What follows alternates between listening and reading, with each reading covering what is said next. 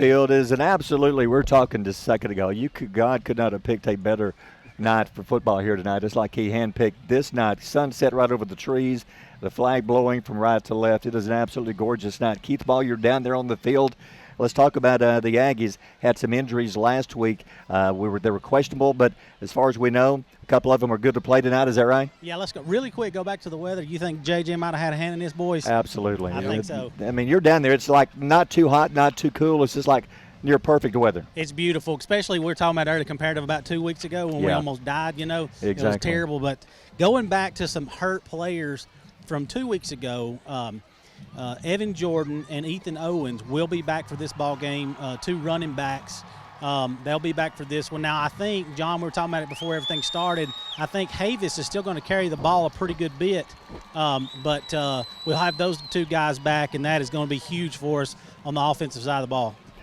It's good to have a Hunter in here. I tell you what, it's good to have all of them back. But a Hunter, this game means a lot to him tonight, John. He and JJ Staten extremely close. Extremely close, best of friends. Even though they're different position groups and one outweighed the other one by 200-plus pounds, wide receivers and linemen can love on one another. And then they and here's the thing: I coached both of them together on those same Pee Wee teams. So they literally started playing football when they were old enough to walk. And they were best of friends all the way to their sophomore year.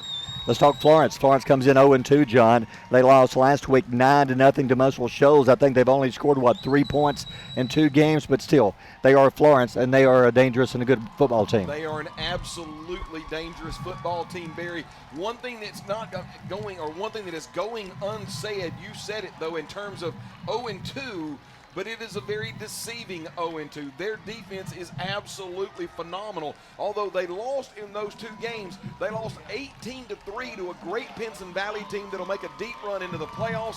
They lost 9-0 to Muscle Shoals. It's the offensive woes that have really kept Coach Morrison up at night. He's trying to get offense for Florence back on track. Hey, do me a favor. Explain what just happened with the Aggie drum line and the players coming out. This is pretty awesome. So it ended up that Coach Brown wanted the drum line to meet them over at the field house and then literally march the team in from the field house across the road and bring them up to the back of the Aggie helmet. And it's just a great collaboration between Coach Brown and Dr. Cash. Describe what's happening down on the field now, John, with JJ's jersey. The captains are getting set to go out. Absolutely. So the captains for tonight's game, when you look at those numbers, it's going to be number 20 is going to be Hunter Bowman. Number 75 is going to be Christian Ramirez. You got Hunter Smith, number 10. You got 0 Xavier Havis, and they are carrying JJ's jersey. Christian Ramirez holding one side of the jersey, Hunter Smith holding the other side. And this is a way to honor their teammate by making him, and since his jersey is in the center, it's 50-yard line. See if we can pick up some of Tyler. If you would, Chris, kind of lean over. Let's see if Norm can back up just a second here, Norm, and see if we can. I'm good. Because you would, Norm, center position. Move those over next to Tyler. He's going to do something coming up in a couple of seconds, Chris. Coming up in just a minute, we're going to do that. But Keith's going out to the middle of the field. Because he's got the center jersey in the middle of those captains, then that would make him the senior-most captain. Gotcha. You got to talk about how this has affected Florence also, and then you're coming in, yes, you want to win the game, but it's got to be tough knowing that you're playing a team that has lost a key member now, and you're probably picturing in your mind, what if that happened to us? And that's going to be tough on those young men to take the field tonight. And Coach Brown has leaned on Coach Morrison a little bit this week. Coach Morrison, the head coach at Florence, did have this happen, Barry. He did lose a player. And so he's been, you hate to say it, but he's been able to help counsel Coach Brown some during this. And we're going to play with good sportsmanship from the first whistle to the last one. All right? If there's a penalty, you need to be looking for me or him one. Or get what your coach wants and relay it to us so we can get it marked off, okay? A night to remember, guys. Okay? You're home. You're visiting. Heads, tails. Heads, tails. Make your call and call it loud enough where he can hear you. What's your call? Showing tails. What did he call? Tails. All right, I'm going to flip it. If I drop it, we'll do it again. It is tails. Tails, you want to toss? We want to see the ball. You sure? So, Keith, who won the toss down there? Did Florence win the toss? Yeah, and they're going to receive the ball. And we'll tell you there's something special about to happen after the kickoff, John, which we'll talk more about that when it happens. But Coach Brown and Florence coaching staff got together and just talked about it and both agreed upon it. And I think it's classy what Florence has said. Yeah, well, let's do this tonight. Yeah, now Coach, like I said, Coach Morrison's had to go through this as well, and he and Coach Brown understand the gravity of the situation. And Florence, guys, and I've had the chance to chat with them throughout the week. And that coach, that coaching staff, the members of their staff have reached out to me when we've kind of done breakdown on their team like I normally do for every week. And Barry, they have been an absolute class act in their players and their coaching staff during the interviews and the conversations and emails that they have sent. I just want to give props right now to the Florence Falcons, to Florence High School, their administration, their board, and everybody that's involved with Florence football because and the school at Florence, because they have been an absolute class act. And Keith, I know you noticed standing in front of you on the 35-yard line is a special person out there for the Aggie victory line, right? Yeah. I'm sorry.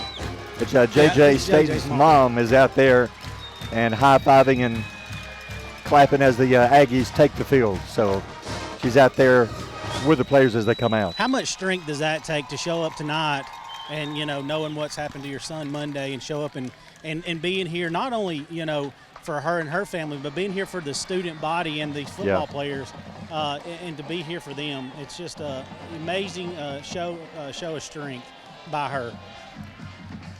And, Gene, talk about you and I were sitting here looking. I just said a few moments ago, Florence is a class act. Let everybody know what they did just now. Oh, man, they I can't even talk. Oh, man, so when both teams take the field, normally both teams are on the field at the same time to their bands, and Florence let Albertville take the field first, stayed behind their banner, and then when Albertville had completely come off the field, then they broke through their banner.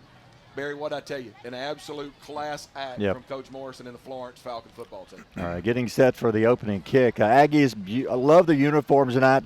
Red shoes, red pants, red jerseys, black numerals, white helmets. It's like the red on red combination. I love that. Texas Tech Red Raiders home uniform. Beautiful. And what would you say, Duke? I would say Duke. Yeah, Yep. So Duke like or Blue Devils. Middle Tennessee State last week against Alabama. Yeah, Florence coming out blue trousers, white jerseys, blue numbers, white helmets.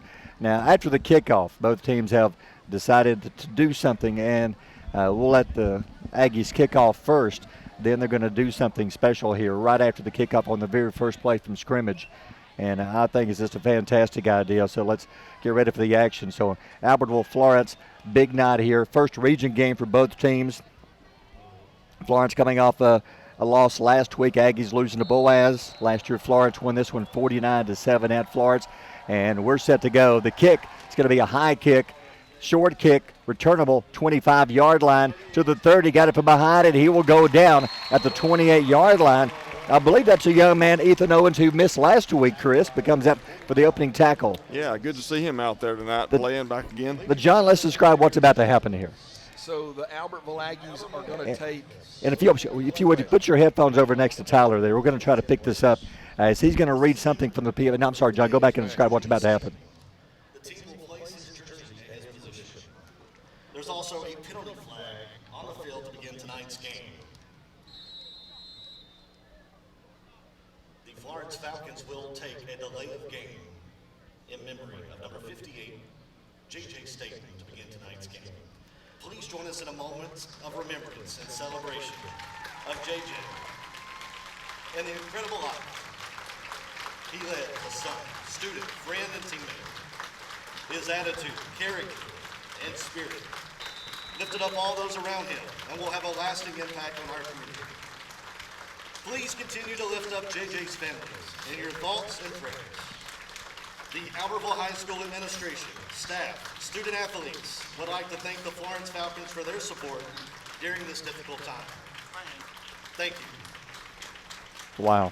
That's a class act, I'm telling you. So tell everybody what just happened there, John. Well, JJ plays nose tackle, nose guard, and so the defensive players brought his jersey, placed it on the ground at his position. Albertville lined up with 10 players, Florence took the field with their 11, and then they opted to run the clock out in memory of JJ, and then we declined the penalty. And Barry, now it's back to playing football. All right, set to go. Florence first down on the 28-yard line. Quarterback Glover. Glover out of the gun. Turns, hands off, a little sweep around the right side. Stops, cuts. They wrap him up right around the line. Nope, they're going to drop him for a 2-yard loss. So loss of 2. First play from scrimmage. Loss of 2. It'll be second down and 12. Making the tackle, I believe Peyton Jones, one of the first Aggies over there. Yeah, underneath handoff going to the far boundary, and Albertville did a good job of stringing that out. Florence nowhere to go. Comes up, Peyton Jones makes a great tackle along with Xavier Havis. Loss of 1 on the play, second down 11, Bear. Second down and long, back to the 26-yard line. Glover, the quarterback from the gun, the snap, hands up the middle. Havis hits him, drops him back at the original line of scrimmage. Back the 2 yards they lost. It'll be third down and 10, maybe third and 9. One of the things that Coach Morrison said, and he's going to literally have to work on, the weakest part of his entire team is the offensive line. And Barry, right now, 2 plays, it's been the defensive line and linebackers of Albertville dictating that area around the line of scrimmage. They've had trouble moving the ball the first 2 games. Aggie defense coming out playing some inspired football. Third down and 10. Glover from the gun. Turns, fakes, play action, back to pass. Back, rolls, right side, has room, throws, incomplete. Great coverage downfield. One of the Aggies there, Evan Jordan, back in this week. Great coverage, incomplete, fourth down coming up. Had a flood route here along the near side, 3 wide receivers all running at different levels. He was looking this way, but got pressure that forced the quarterback to be flushed out going to the near boundary. That's going against the grain for his throwing arm. Had an out route, just way threw it over his man into the Florence bench. Great job for the Albertville defense coming out of the locker room. Cooper Scott back deep. He was a little banged up ending the game last week. Good to see Cooper back there. Had a great game. He's back around his 30. The snap has time. High kick, short kick. It's going to bounce around the 40, take an Aggie bounce upfield to around the 47-yard line. Keith Ball, Aggies have it in good field position here. How about a 3 and out right there to start this ball game off? The punter had the wind behind him. He kind of kicked it really high up on his ankle. Ball went straight up in the air and took an Aggie bounce. We're in good shape right here. Something we're going to see is we're going to see a lot of C.J. Zuniga. Dez Revolt will play some offense, but mainly they move him to defensive back tonight, John. Going to move him to defensive back. Couple of new names along that front. And remember that J.J. also played offensive line tonight. Number 50, Daniel Wright, 6 foot, 195-pound junior. Going to take J.J.'s spot up there on that offensive line. Be looking at that as a point of emphasis to kind of concentrate on. And then Coach Brown knows that it's going to be really hard for us to run wide on this very, very fast defense. Look for everything to kind of run between the tackles. Zuniga, 2 backs in the backfield, Laredo and Havis. He'll turn, fake, throws left side, got his man complete, or was it? Yes, a catch. Hunter Smith, a gain of 7, second and short, Albertville. Great job on the far boundary. Hunter Smith, they're giving him a big cushion because they know that he's the go-to wide receiver for Albertville. He's going on a go route. Cornerback turns his hips to go deep. Soon as Hunter sees that, slams on the brakes. Ball's already in the air. Easy pitch and catch for 7 yards. This time 1 back in the backfield, 3 receivers right side. Laredo, he's lining up in the backfield with Zuniga. Second down and 3. Early first quarter, no score. Zuniga rolls right side, looks, throws short, a 1-hopper to Smith, incomplete. I like the play calling. That would have been a first down had the pass been on target. It looks like they were running number 13, Des Revolte, going to run deep, trying to run the cornerback off, and in doing so, run an out route with Hunter. But Barry, I think we got a little yellow handkerchief on the field. Yeah, I think they're showing a motion. Aggies are going to back it up. The decline would be third and 3, but they're going to take it, so it'll be second down and 8. I'm glad they're taking this one. Yeah, exactly. So it's second and 8, so they'll back it up to the Aggie 48-yard line. Hey, guys, real quick, I made a promise to make a correction. We've kind of boogered up the last couple of weeks because our roster was wrong. Number 79 is Chase Bynum, 6'2", 215, 9th grader. Gotcha. Second down and 8. Zuniga back to pass left side, throws, picked off, intercepted midfield. Florence has got it on the Aggie 49-yard line. I don't know if he ever saw the defensive back or not, John. No, it's actually his outside linebacker kind of dropped back into coverage. They knew that they were going to go with Hunter Smith. It was the same exact play that they did on first down, Barry, except what happened this time, Hunter's running the deep. Still got the cushion, right? Guy turns his hips. What did Zuniga do last time? Threw it when he turned his hips, right? This time when the cornerback turns his hips, the linebacker has baited him into that throw, steps in the throwing lane, makes an interception, gets it all the way back to midfield. Glover back in at quarterback. Florence on the Aggie 49-yard line. No score, 9:50 to go in the first quarter. Glover from the gun, one back with him. The snap, turns, hands off, nope, fakes, looks, right side, nobody open. Pressured, rolling to his right, to the sideline, he'll step out of bounds, a loss of a couple.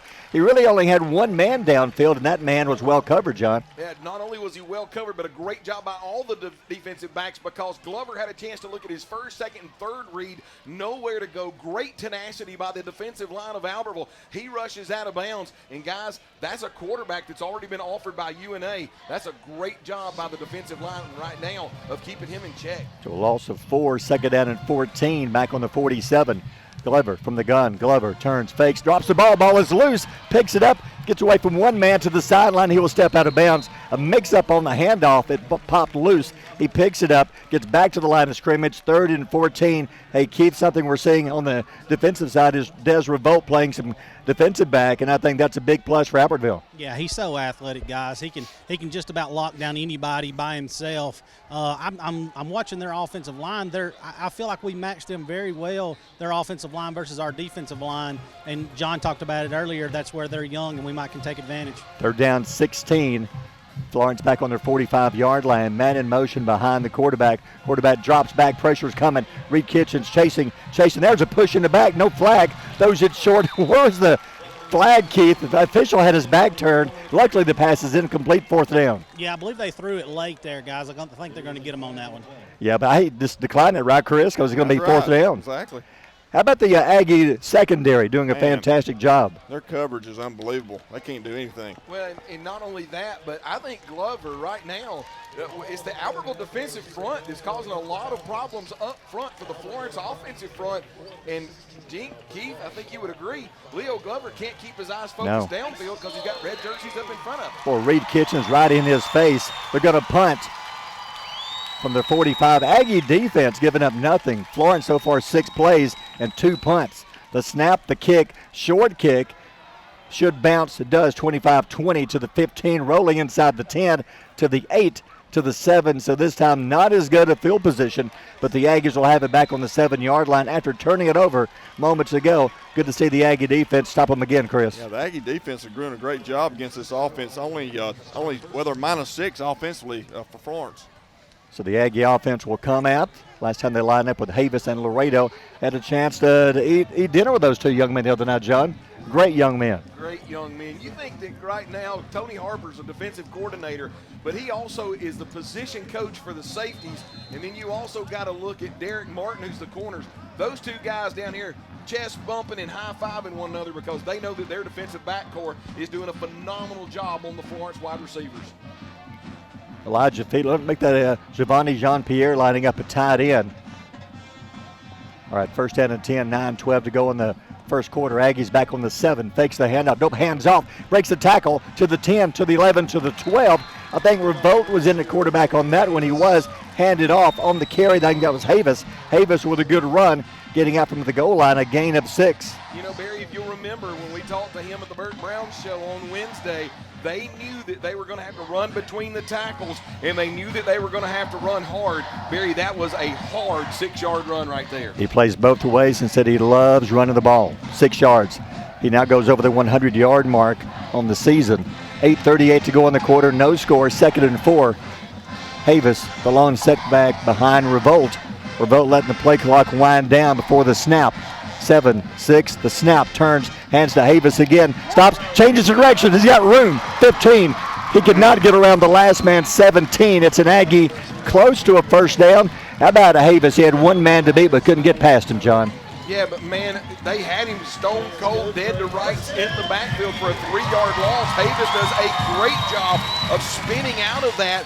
Gets here along the near boundary, and the corner able to make a stupendous tackle for Florence. If not, it's going to be a big gainer. But nonetheless, Barry, ball out to the 17-yard line. That is a 1st down and out of the shadow of their own goalpost. Well, that is a big 1st down. Now they can breathe a little easier. So it's 1st and 10 on the Aggie 17-yard line, just under 8 to go in the first quarter. Revolt turns, fakes the handoff. He's going to keep it himself, bounces right side. They got him. They'll slam him down around the 15-yard line, a loss of 2.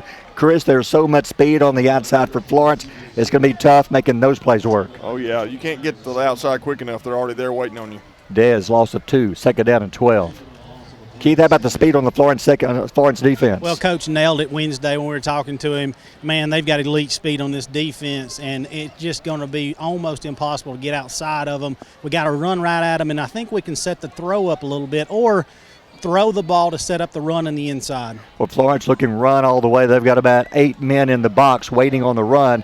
Play clock down to 7, down to 6. Revolt, the snap, drops back, looks, left side, man covered. Looks right side, man covered. Gonna have to run, gets down to the 12. He had 2 receivers. They weren't helping him out, John. No, and Jink, I'm gonna let you talk about that because you're a wide out, and that's frustrating.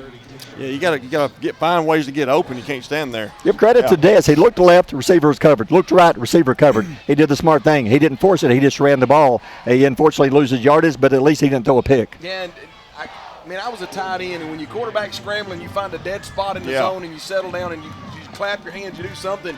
Wide receivers have got to know when they run their route, and Jink, you know what I'm talking about, when they run their route, if it's covered and you quarterback scrambling, you got to break off your route and go find and help him. Third down at about 15. They may have to burn a timeout. They are. The play clock's down to 2, and Aggies will call a timeout. We'll take one. 6:19 to go in the quarter. Big third down coming up. No score. You're listening to Albertville Football on Power 107.5. Since 1952, Wilkes Tire and Battery Service has been the place to take your vehicle for service you can trust. Our family takes pride in carrying on the tradition of providing great service, working with integrity, and giving back to the community. For tires, batteries, auto services, and more, choose the people you can trust. With 10 locations to serve you, including Albertville and Gunnersville, at Wilkes Tire and Battery Service, we get you started and keep you going. Your local Foodland Market. Your store for everyday low prices and weekly specials with savings on every aisle and friendly customer service throughout the store. We sell only the best USDA inspected meats. Our trained meat cutters offer fresh cut meats to your specification. Our fruits and vegetables are always fresh, quality and variety you deserve every day. Your local Foodland Market, where savings plus service plus selection equals satisfaction. Foodland, your football tailgating headquarters. You walk in the door, it's a hometown atmosphere, just a great place to purchase a vehicle. We're going to do what we say we're going to do. I've been a customer for over 8 years and I love it. The customer can relax and feel like that there's no pressure. We've had a very good experience. I will come back here to buy whatever cars that we are going to buy in the future. We don't try to steer you in a different direction. For us, we don't need to go anywhere else. We want everyone that walk in that feel like they're at home, that they're part of our family. Because at Sand Mountain Toyota, we are more than a dealership. Screwdriver. Screwdriver. Pliers. Pliers. Phone. Care can be distracting. Phone. That's why our new Whirlpool Smart Range lets you care smarter with control from anywhere. So life doesn't revolve around your range. Give me that Phillips screwdriver, would you, kiddo? Every day, care. Whirlpool. Your local source for Whirlpool products and service is Bond's Appliance in Gunnersville. Calling plays up here. My third down call is throw it deep. If it's picked, it's probably as good as a punch. Yeah, probably so. But then again, I mean, you know, why don't you run? I would run Cooper or Hunter Smith deep and run a Cooper Scott on an out route. I mean, once again, we can sit up here and play all day long, but you got to get 15, and third and 15 is tough. All right, Zuniga back in at quarterback. Havis behind him. 3 receivers wide left side. Got to take it to the 27-yard line. No score. Mid-first quarter, 6:19 to go in the first. Aggies big third down at about 15 coming up. Zuniga back in at quarterback through the interception last possession. Just a good read by the Florence defensive back. They're letting the play clock wind down. It's down to 6, down to 5. Now the snap. Zuniga rolls left side, needs a block, gets a block. Then he's going down. He had nowhere to go. Havis tried, but he blocked his man. There's still 3 more Florence players waiting on him. Back to the line of scrimmage. A loss of 1. Fourth down, they got a punt. Yeah, the defensive end came upfield, and they weren't going to let Zuniga get a complete rollout. Made him tuck that up underneath the block. The block was made by a running back, and that allowed the defensive end to come back inside. Zuniga trying to run underneath it, just couldn't. Defensive end made a good play on the backside. Is that a different punter? I don't see Dez in there. Zuniga still lining up at quarterback. They may let him just kind of have a quick kick. I hope they're not going to fake it here. We tried twice last week. That failed miserably. So fourth down and long. It is a quick kick. Boy, it's a short, quick hit. Looks like a pitching wedge to the green, and it's going to bounce at the 17-yard line, and Florence is 17 yards away from taking the lead. Boy, I thought Florence was really – I thought they may have touched that ball. I did too. I mean, because that ball landed kind of like a pitching wedge, and then it bounced to the left. Boy, if they didn't touch it, they came awfully close to touching that ball, and that could have been a great saving grace for Albertville. But nonetheless, Barry, you alluded to it, shanked it kind of a little bit under some duress, and Florence is going to start big time in pay dirt. The Falcons coach is getting that young man a talking to right now. Yeah. But I agree, John. Both Albertville and the Florence player dove under at the same time, and the Albertville player ended up with the football. So that absolutely could have been a turnover. All right, Florence 17 yards away from taking the lead on the Aggie 17-yard line. Quarterback out of the gun, 2 men wide left side. Glover, the quarterback, steps back, throws quick left side, got his man complete. Shakes a man 10-5, a foot race to the end zone, and he will score. Touchdown, Florence. That's just an absolutely great job. And correct me if I'm wrong, Barry, it looks like they lined up Glover as a wide receiver. As a wide receiver that time. Backup quarterback gets it, fires it out here to Glover. Glover's got man-to-man coverage, just makes the defensive back, the corner, miss him. And when he makes him miss at about the 15-yard line. It's Katie Barr that outruns the Aggies into the end zone. Just a one-play drive. So now for the point after, 5:16 to go in the first. Defense played well. You just cannot give them the ball on your 17. The kick is up, and it is good. We'll take a timeout. 5:16 to go in the first. Florence on top 7-0. You're listening to Aggie Football on Power 107.5.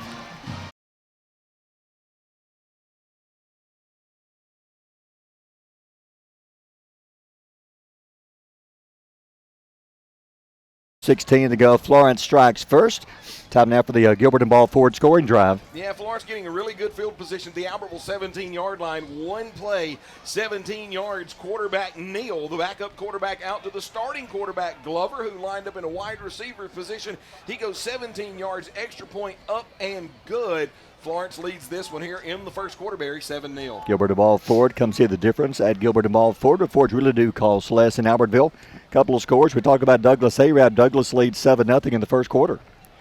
And they're playing A-Rab. And Scottsboro leads Boaz 14-0 in the first. So Florence set to kick. Aggies got to get their offense going. Defense, yes, they just gave up a touchdown, but you gave them the ball on your 17. Got to get something going here. Line drive kick, and it's going to bounce into the end zone, and the Aggies will start on their 20, first down and 10, down 7-0 with 5:16 to go in the opening quarter. You know, when you think about it, defensively, Albertville did well on the initial 2 drives.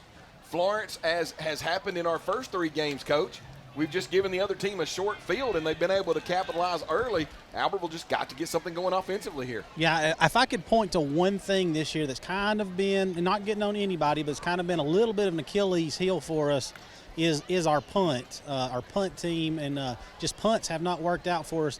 And I know Zuniga is an 8th grader right there, and plus he was having to punt into the wind, and definitely affected that football. Hey, want to mention the shirt company here in Albertville. They're the company that's been making the J.J. Staten tribute shirts, and they did a fantastic job. Made over 600 shirts, allowing them to sell them around town with the profits going to the family of J.J. Staten. So thank you to the shirt company in Albertville. Absolutely amazing. Yeah. All right, Aggie football, time to get the offense going. Zuniga out of the gun, drops back, looks, more pressure coming. Rolls right side, rolls, looks. There's nobody open downfield. The receivers have got to do a better job. Incomplete pass, 2nd and 10. Coach, that ball, I have no words that won't get me fined by the FCC right now. Yeah, so when we're going to get a roughing the passer on the play, so we're going to get 15. But I agree with you, John. So these young receivers, one thing that you got to know to do if your quarterback scrambles. So if you're on a deep route, you come back. If you're on a short route, you go deep, and you try to confuse those defensive backs. But you can't stand there, man. If you're standing there, you're just another defensive player. Really, you're in the way. And you're allowing our quarterback just to get teed off on by the defense. That time it happened, but it happened after he threw the ball. So a penalty on Florence does give the Aggies 15 yards to the 35-yard line. Receivers have just got to get open. Boy, Florence's D-line just controlled Aggies' offensive line on that last snap. They were shoving their young men back in the backfield. Yeah, and remember what Coach Morrison said, the strength of his football team, the defensive line and linebacker core. I guess you can see that, Barry. All right, first down. Zuniga turns left side. Havis stops, hits the middle, fighting for yardage, 32, 33, excuse me, 37, 38-yard line, a gain of 3. Hey, Havis doing his job, came into the game with 90 yards, most of that last week. He picks up 3 on that one. Yeah, he did a great job getting north and south. And, Barry, you talk about, all right, so let's look at Xavier Havis, 6'3", 205.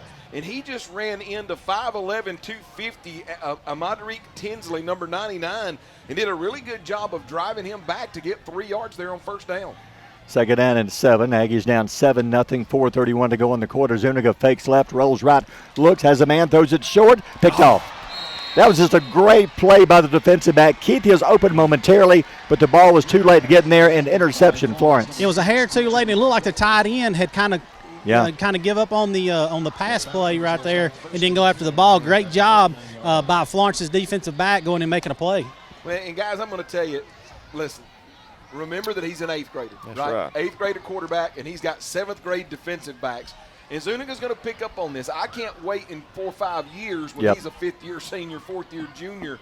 But the play was there. He saw what he needed to see. Yep. He's just got to get rid of that ball a little bit early because those windows in 7A close down real quick. But he has at least seen what he's supposed to see. First down, Florence on the 49-yard line. New quarterback, hands off, left side. It's a 49. He's dropped at the line of scrimmage.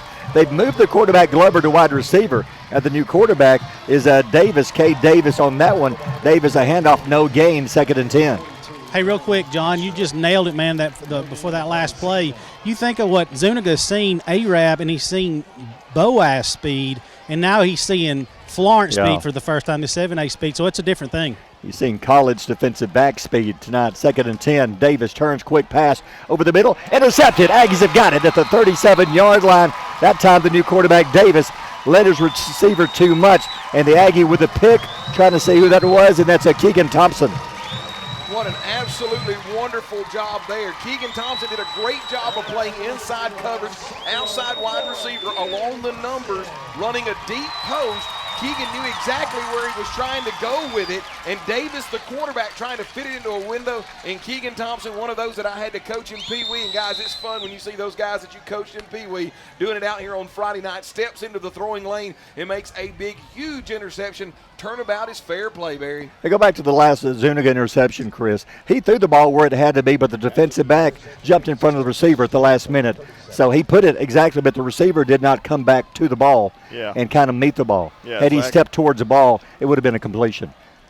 Revolt, the quarterback, turns, hands off Laredo, up the middle, 40, 45, 46. The big guy, I think those extra Legends chicken wings on Wednesday carried him for an extra 2 yards on that one, Keith. Absolutely. And I tell you, I love when Havis runs the football, but this kid might be the most natural running back we have. Yes, sir. A gain of 8. The fake to Laredo. Nope, he does give to Laredo, and he's wishing that he had kept it because he is going to be stopped in the backfield. A loss of 2. So now it's 3rd down and 4, Albertville. Yeah, and remember that Laredo, we called him the thumper back, and on that first down, able to get 7 yards. This time, defensive line and linebackers keying on Laredo because he did have that successful first down run. That time, you alluded to it, Barry. If Dez keeps that ball, comes to the near side, he's at least got the first down. What I'm seeing now is you challenge the left side of their defense, you're going to pay for it. Right side seems to be a little bit slower, a weakness, Chris. Yeah. Do not come to their left side. Back to pass, Revolt, 3rd and short. Has time. Now he's going to have to tuck it, going to have to try to run. He is going nowhere but down. Downfield again, 2 receivers with the defensive backs in their back pocket. Nobody is open. Dez is trying to make something. No gain, 4th down. I will at least give them the fact that the wide receivers never stop running on that play, trying to get away. Now remember, we got a senior wide receiver and we've got a sophomore wide receiver, and both of them covered very well. But Barry, you alluded to it a few moments ago, the defensive front controlling our offensive front, just nowhere for Dez to go because there was so much pressure in his face. So it was not Dez's fault. He was looking. There was nowhere to go. He tried to run, couldn't get nowhere to go. So it's 4th and about 6, a loss of 2. Dez set to punt, 2:05 to go in the quarter, 1 hopper.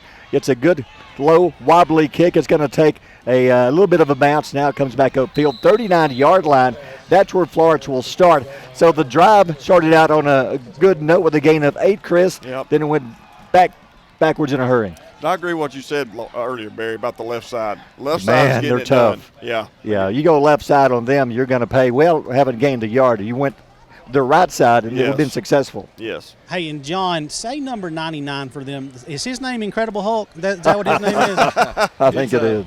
A Moderick Tinsley. Buddy, Moderick Tinsley. he's that guy on that right side you don't want to run at. Ooh, no, you don't. All right, Florence ball, first down and 10. Hands off up the middle, got a hole, 40, 45, and an ankle-saving tackle. If he had got by him, he was going to score, saving the touchdown. I think that was 81, and that was Cooper McClendon, and a gain of about 9, close to a Florence first down. Hand off to number 4. That's Demarion Vaughn, number 1 running back coming out of that running back core. Very low to the ground, bruising running back. They call him the Thumper. He will be playing on Saturdays in a couple of years. 2nd and 1, Vaughn bounces right side, stops, cuts to the middle, 46-yard line, first down Florence, wrapped up by 2-3 Aggies. It'll be a Florence first down on the bottom of the pile. There's McClendon again. Nice job on the tackle. Also helping out again was Keegan Thompson. It's going to be first down and 10. Gene, you know who he reminds me of, that being number 4, Demarion Vaughn? Who's that? Reminds me a lot of Trey Mason at Auburn. Oh, yeah. Low center of gravity, big, strong legs, good cutting ability, and is able to get in there and mix it up a little. Cade Davis stays in a quarterback, had the interception last drive. Davis turns, hands off left side. Vaughn stops, cuts. They stand him up at the 45-yard line, falls to the 43. One of the first Aggies was that Laredo. Laredo there on defense applying the hit. And guys, number 79, Chase Bynum, is not going to get his name anywhere at all on this play. But Chase Bynum gets out here, takes on the pulling guard, and just absolutely gets annihilated. But because he takes on that block, he forces the running back Vaughn to cut back inside, and Albertville rallies to make the tackle. Good job by that young man. Flag coming in. Something with Florence. I think it's a sideline warning. You can hear the band. You may have to get Keith to change sides because he's got a trumpet right in his ear. I got you. I'll go back down here. I forget that we've got the loudest band in the world. Well, that's good because Florence is now right in front of the Aggie band, and I think that helped because the coach was trying to get the play out to them, and they got too far out on the field. They got a warning, so now actually they got a penalty. I think this was that. I think they've already had their warning once before, and this was an actual penalty this time. So loss of 5, 2nd and 13, back to pass Davis. Davis has time, throws it deep to the middle, got a man, complete, 20-yard line, first down Florence. That was a great job, man. Glover's lined up here, single coverage, runs between the 2 safeties down the middle, makes a Barry, hey, look at here. We got a yellow hanky on the ground. All right. Wow. Holding on them, it's coming back. Thank you, because that was going to be a gain of, as Chris is doing his math over here, about a 30, almost a 30-yard gain, Chris. Yeah, it's a 27-yard gain. It is huge. Yeah. I'm not sure why, John, they've moved starting quarterback Glover to wide receiver. That's a little odd. Well, unless one of their wide receivers got dinged up early in the game and they just needed to move him over because of his athleticism. Speaking of athleticism, I know the receiver made the play. Once again, not going to get credit because of a penalty play, but Emmanuel Hardaway, 5'9", 145-pound senior corner, able to come across, nearly raked that ball away, but would have made a touchdown-saving tackle if it had not have been for the yellow hanky. 2 straight penalties, moves it back to the 42-yard line, 2nd and long, and here comes another whistle. I believe the slot receiver took off a little early, Barry. I think you're right. There's another flag down. So with 10 seconds to go in the quarter, all of a sudden Florence self-destructing on this drive. They've got to go to the Aggie 35. The ball is now going to be moved back with a penalty. That's 3 penalties in a row, and they're going to move it back to the 38. They've got to go 12, 22, carry the 4, -7. It's a long way. That'd be second erroneous. It is. That's a long way. I was out today. We did that kind of math, Keith, so I don't know how long it is. What I'm trying to figure out is if it was there's something else that's got to be going on because all of the referees are over there. They might have got another. They might have been a little chipping, some chirping going on from their sideline again. Could be. Yeah. So they're going to talk to the coach. And the White Hat want to talk. Yeah. Now there's 10 seconds to go in the quarter. 7-0 Florence on top. The touchdown they had was on a 17-yard drive. So they really haven't moved the ball that much against the Aggie defense. Actually, Barry, we got a 15-yard personal foul. I'm just wondering, did one of the coaches say something that he shouldn't have said after the sideline warning backed him up 5? Did you berate an official? And if you did, the yellow hanky, or did one of the players say That's something possible out there? Could have, but the white hat and the coach is still having Yeah. they might as well hang out for just a second. They're having a conversation over there. Nobody needs to get down and get ready. I'll tell you one thing, guys, to kind of pivot off that. Jacob Laughlin, number 29, it's great to see him back out there, and it looks like he's 100%. Yep. You remember he had that Sure ankle did. sprain, was it last week or the week before? Yeah. But he's sprinting on and off and looks really good. It's 2nd and 38 now after the other penalty, Chris. They're going to come over and explain this to Coach Brown and what exactly happened. They can't find Coach Brown. They're trying to say he's the one without any hair. They were coming over to Coach Callahan. Coach Callahan pointed and said, "I'm not the man. That's the guy down there you need to talk to." Down there. So it should be 2nd and 38. They're explaining the penalty. I don't know what happened, but it was against Florence. That's 3 penalties in a row, Chris. Yeah. I'm just glad to see it happening. They're racking them up. I like this. Guys, we need to back our corners off right here. They're fixing to throw in deep. Oh, Yep, yeah. they are. This would be the great Jim Fife call where he says 3rd down or 2nd down in a country mile. Yeah. That's what he used to always say. I loved it. So play clock, they're now going to start it. Game clock's at 10.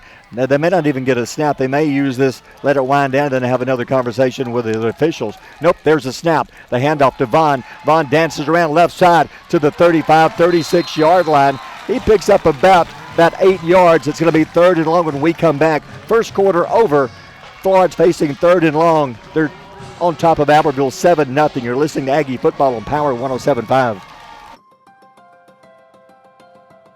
Everything that we do, we try to do the right thing, own our core values and in our statement of purpose. That's the way we live each day.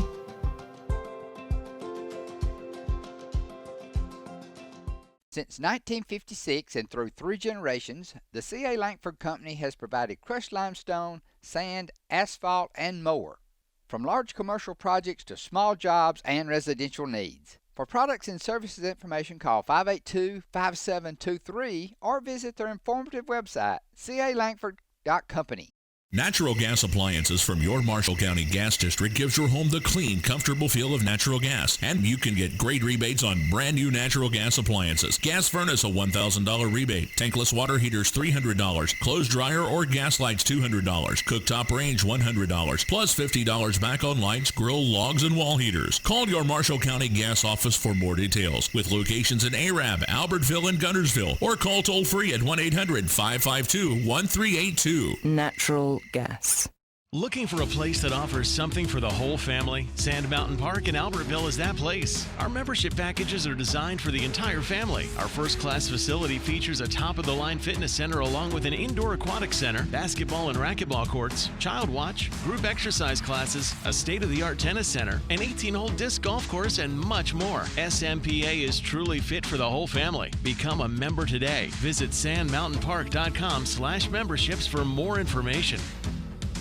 You'll like banking at People's Independent Bank and PIB Mortgage. Here, you'll receive a high level of personal service, a full array of accounts and services, a variety of mortgage loans, local loan decisions, and you will see active corporate citizenship throughout our footprint. Step up to true community banking at People's Independent Bank. www.pibonline.com. Member FDIC, Equal Housing Lender. NMLS number 466340. About the Aggie first quarter, defense played outstanding. Yeah, you talk about an absolutely inspired football coming from the defensive side. Offense isn't doing too shabby either, Barry. We've just got a lot of youth. We're making a few mistakes here and there, but we have proven that we can run the football between the tackles because we've been able to make those yards.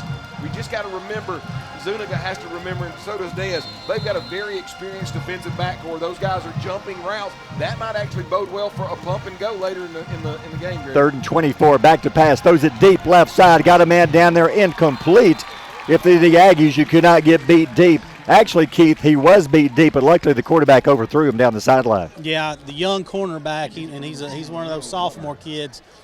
He's covering a senior, and the senior's about 6'3". He turned and ran the best he could with him, but I tell you, if he wasn't overthrown, that could have been trouble. Also, man, I don't know where safety help was right there. Right. But he wasn't nowhere in the area code. Well, you had 3 wide receivers over on this side, Coach, so the safety had to slide this way. So we were one high safety? Yep. Okay. All right, so Florence will punt it away. 4th down and long. 11:54 to go, second quarter. Florence on top 7-zip. And the snap and the whistle, a flag thrown before the snap. Albertville may have been in the neutral zone, guys. It looked like we may have. No, they're going to say Florence moved before the snap of the ball and back them up 5 more yards. Man, I actually think Albertville got a break on that one, Coach. I think we kind of got in the neutral zone, but maybe we were drawn in the neutral zone. Yeah, we may have been. Guys, looking at 99, I know I've already mentioned his name one time, Tinsley. Yeah. Man, I would hate to know what that sucker squats and benches. I Yeah. mean, just look. I've not got a really good look at him until we got down here on the field, and he is built different. I mean, he is absolutely built different. Is he built Ford tough? Buddy, he's built Ford tough. He's F-250 tough. He's manhandling the Aggies right now. He really is. Another penalty. They've got more penalty yards than they do offensive yards, do. Chris. You're absolutely But they right. do have a 7-0 lead. Now Florence getting set to punt. Aggies should get it back in decent field position. The punter back on his 20. The kick, high kick, short kick. Get away from this one. Is going to take a Aggie bounce straight up. And it's going to be down at the 49, the 48. So the Aggies, great start, 48-yard line, first down. If the offense can get anything going, how big will the touchdown be here, Chris? Yeah, just first snap right here. Sure. Just throw it deep one time. I hear you, Chris. So Aggies will come out 48-yard line. As far as offense, unable to get anything going. We've had the interception, the one pick there, and then Florence took it in from 17 yards out. So the only touchdown drive, was just a short drive, John. Yeah, it was just after a turnover, and they ended up kind of getting a little fluky play out there as Yeah. they moved their wide receiver out to, or excuse me, their quarterback out to wide receiver. But Barry, right now, inspired football as the Aggies have kept this 7A contest close at 7-0 Florence. One receiver right side, Zuniga out of the gun. He's got Laredo and Havis in the backfield. Behind him, first and 10, down 7-zip, hands off to Havis, stops, looks for a block around the right side, stops, cuts, breaks a tackle, 47-46.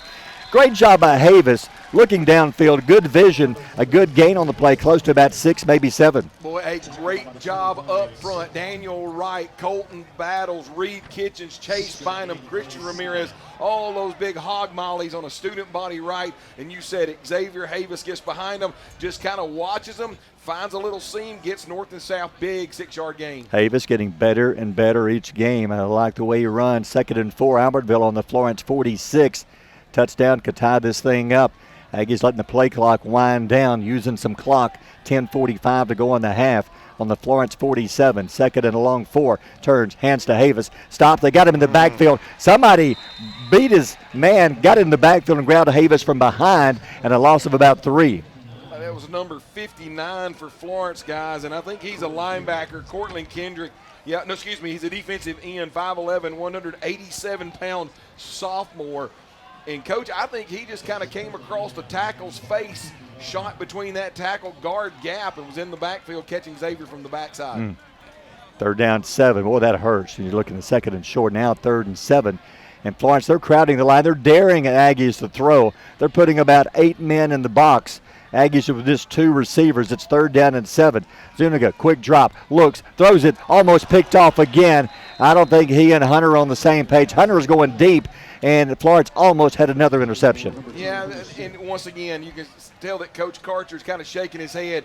Somebody was off.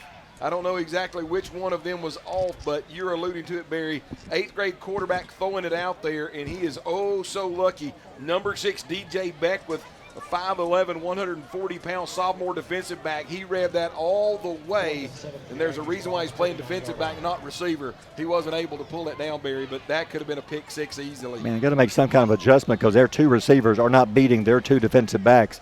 They're controlling us. The punt, here's a low line drive, a wobbly punt's going to bounce at the 25. It's effective to the 20, to the 18, playing little field position here. Nice job by Dez, and Florence will start on the 18. So again, Keith, the Aggie offense couldn't get anything going. Florence defense does their job once again. We know they got a good defense, boy, they're showing it. The Aggie defense is playing awesome, guys. We've just got to get something going on offense. I was talking to Coach Maverick down here just a second ago, and he said, man, they're playing their guts out there. We just got to get something going on offense. Yep. Could you imagine if the defense, if the Albertville Aggie defense can keep us in this game till halftime and it only be 7-0, yeah, what kind of locker room that would be, Coach? Hey, how about a darn pick 6 and let's tie this sucker up? Yeah, you're talking. 9:45 to go in the half. Florence up 7-0. They're back on their 18-yard line, first down and 10. 3 receivers this time. See which quarterback they go with. I think it's Davis again. He's the second-string quarterback. Low snap. He gets away from one man, dives back to the line, 25-26. Nope, it's the original starting quarterback, Glover. Bad snap. He gets something out of nothing, gains a couple. It'll be 2nd and 8. Boy, if he doesn't pick that up at the exact moment he does, I think that it might have been Christian Ramirez that was bearing down on him from the defensive end position and nearly had that ball, but Glover able to snatch it up, just gets north and south behind his big hog mollies and able to battle out 4 yards. 2nd down and about 6, we'll call it, just past the 22. Quarterback Glover, 2nd and long out of the shotgun, one back behind him, fakes, quick pass left side, got his man, 20, needs a block to the sideline, 30, 35, down the sideline. They're going to sling him out of bounds. I thought that might be a hold. Nope, good block, good play, all the way down to the Florence 49-yard line.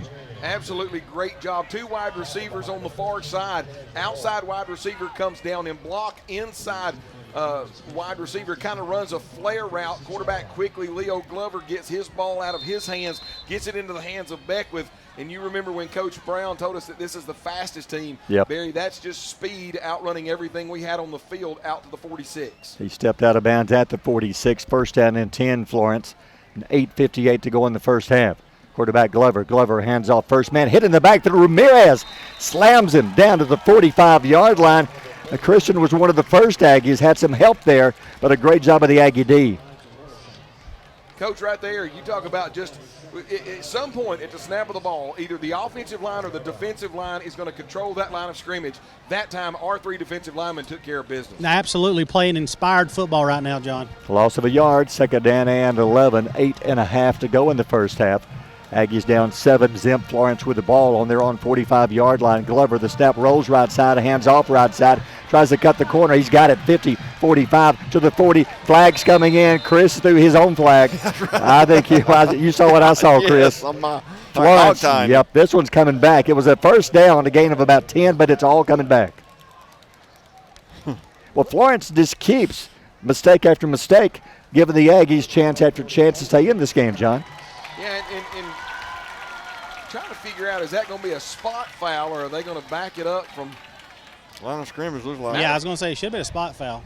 But here's the thing, Keith, we had another flag back here, so we might have had a hold back here on the offensive line. I think you're right, because they are going back from where the ball was, the line of scrimmage, all the way back to the Florence 35. Seriously, how many yards of penalties do they have here in the first half, That's Chris? 60 right there. Wow.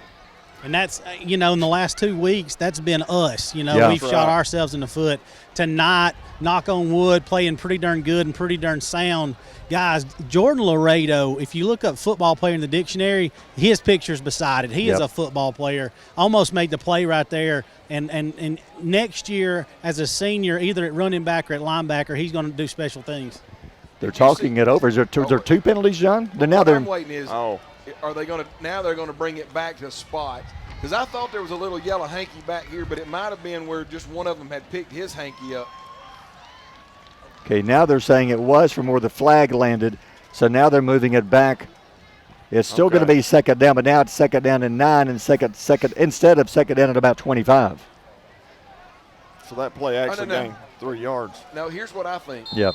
We had to have penalties on both teams, where they backed them up and then came back our way. Could anyway, be. 2nd down and long. All right, 2nd and long. Florence on their 48-yard line. 2nd down at about 8, we'll call it. Quarterback Glover, man in motion to the right side. Snap, Glover steps back, has time. Now pressure, now looks, going to have to run, gets away from one man. Tries left side, he's got some room. Havis chasing, wraps him up around the 44-yard line. That should be enough for a Florence first down. Great job of the quarterback, nobody open. He picks up a Florence first down. He's out there man-to-man coverage, literally the pocket breaks down. He steps up in the pocket, realizes he's got a lot of green grass in front of him, takes off on the run. Peyton Jones coming up from his outside linebacker position. And right there, Glover does a great job of kind of doing a little bit of a semi-juke to get to the outside. Peyton able to stay in front of him enough. His team rallies. But I think this one, we've got an official's timeout, Barry, so I don't know if they're going to measure or what's going on. Well, there's no flag. They haven't moved the chains at all. The ball is where it's past the first down marker. Now they're moving it. I'm not sure what the delay is, but now they're moving the chains. And they're moving it The ball is on the Aggie 43-yard line, first down, clock running. Now we're set, 7:49 to go in the half. Florence leading 7-0 with the ball, first down on the Aggie 43-yard line. Glover turns, hands off, tries the middle, he's got a little room, 40, he's hit, breaks one tackle, breaks another, 35. Boy, he was running over Aggies all the way down to the 20, make it 32-yard line, so it's a gain of about 12, 13 yards. That was that's an old buck sweep. You're just doing it out of kind of a spread. Front side guard coming downhill. He kicks out. Backside guard loops up in there. Running back finds that gap, gets behind the second pulling guard, gets north and south. And Barry, that's just hard thumper running there. Gain of about 12. Was that Looking for a place that offers something for the whole family? Sand Mountain Park in Albertville is that place. Our membership packages are designed for the entire family. Our first-class facility features a top-of-the-line fitness center along with an indoor aquatic center, basketball and racquetball courts, child watch, group exercise classes, a state-of-the-art tennis center, an 18-hole disc golf course, and much more. SMPA is truly fit for the whole family. Become a member today. Visit sandmountainpark.com/memberships for more information. People's Bank is my go-to place for banking. When you deal with People's, their goal is your success. Here at People's Bank, it's more about a relationship. I know my bankers, and I've got their cell numbers. I just call them. If we had been with a larger bank, we would have just been a number. We're supported 100% by People's Bank. They're our neighbor, they're our friends. We're part of this community. I went to People's Bank because I knew they were going to take care of me. People's Bank treat us like we're the most important client they have. With gas prices and inflation at an all-time high, Alexander Ford understands it's tough out there. We do not want to be just some dealership, we want to be your dealership. For all your sales, parts, and service needs, we believe we can save you money. We have new inventory on the way, a fully stocked parts department, and an award-winning service department. Alexander Ford has been family owned and operated for over 50 years in Boaz. We want to be a part of your family. At the Carpet Store, Highway 431 in Albertville, we're more than just our name. Sure, we're carpet, but we're so much more. We're ceramic floors, showers, backsplashes. We're hardwood, laminate, and luxury vinyl tile. We're installation supplies, vinyl flooring, and remnants. Why not visit our beautiful showroom and let our professional sales staff show you all the things we are? The Carpet Store, Mosley Flooring, Highway 431 in Albertville, where we're so much more than just our name. 41 on the carry, guys. I think it was. Christian Ramirez checks back in. Florence first hand on our 33-yard line. Glover drops back. Pressure's coming. Throws it deep left side. Going up into traffic. Made the catch. Was he out of bounds? He made the catch, but he landed out of bounds. That was good coverage by Thompson. Double covered, but the receiver comes down out of bounds. You talk about a great job by a sophomore defensive back utilizing the sideline as a second defender over there. And Barry, as that ball was coming down, Keegan had his head turned around. He utilized his butt, and he just kind of bumped him a little, bumped him a little, bumped him a little. And when the ball came down and the receiver caught it, he had to catch it out of bounds. Great job by the sophomore defensive back. And that was great defense. 2nd and 10. Clock stopped, 7:17 to go on the half. Glover from the gun. Glover, 2 men right side, drops back, pressure's coming, steps up, avoids 1 man, gets away from the next 30, 25, to the 20, to the 15, to the 10, to the 7, all the way down to the 7-yard line. That play really just busted, was broke down, but he makes something out of nothing. Barry, it looked like, Coach, that we brought the house like linebacker blitz and everything. Glover fakes the handoff, pulls it, and when he breaks the line of scrimmage, there's no linebackers back there in the linebacking core, and he's just off to the races. Yeah, I believe you're exactly right, John. We kind of went after him a little bit. He pulls that ball and gets outside. Quarterback's very athletic. All the way down, they're going to move it to the 8-yard line. First and goal, Florence up 7-0, trying to double it. 6:49 to go on the half. Florence knocking on the door. Glover from the shotgun, 1 back with him in the backfield. The snap to Glover. Looks, pressure's coming. He's going to step up, run. They got him. He gets away from 1 man to the 5. Stiff arm the first Aggie coming through. Couldn't see who the next Aggie was. It wrapped him up with a gain of 2. So I figured it out, Barry. They're running an underneath handoff. So they're bringing both guards running toward the near boundary. And then, they're running 1 guard this way. They pull another guard the other way. He's kicking out the blitzing outside linebacker. And, Coach, it looks like Glover is just following that kick out of that outside linebacker. That's been back-to-back plays. They've been running that. 5-yard line, 2nd and goal. 6:05 to go on the half. Florence knocking on the door. Glover out of the gun. The snap, low snap, picks it up, hit it in the back, got him back at the 6-yard line. It was a bad snap. He bobbled it, picked it up. Who got through? That was couldn't say which Aggie. Was it 29? Yeah, Laughlin. Laughlin broke through and sacked him, so it's a loss of about a yard. Now it's 3rd and goal from the 6, and we've got a heat timeout. We'll take one. 5:43 to go in the half. There is a flag down also. We'll check that when we come back. Florence on top 7-0. You're listening to Aggie Football on Power 107.5.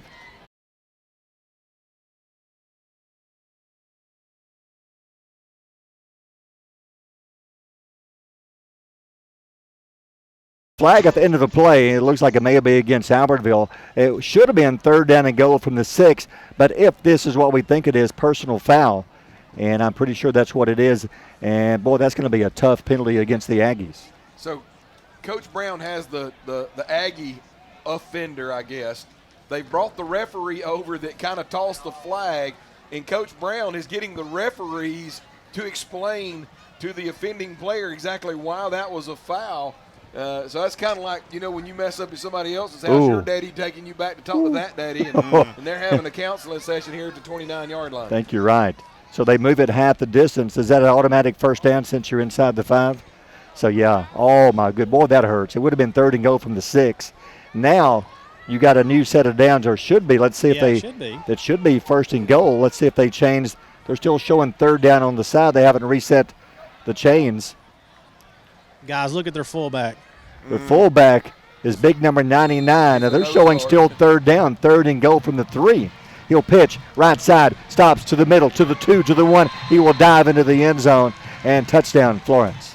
Just an easy pitch and catch going back to number 4. And what I mean by pitch and catch, the quarterback literally turns around and pitches it to Demarion Vaughn. They bring in the nose guard, number 99, Tinsley, that's been dealing us fits on defense. He's the lead blocker. Great job by the Florence offensive line and that lead blocker. And literally Vaughn, the running back, goes into the end zone untouched there. Yeah, for the point after.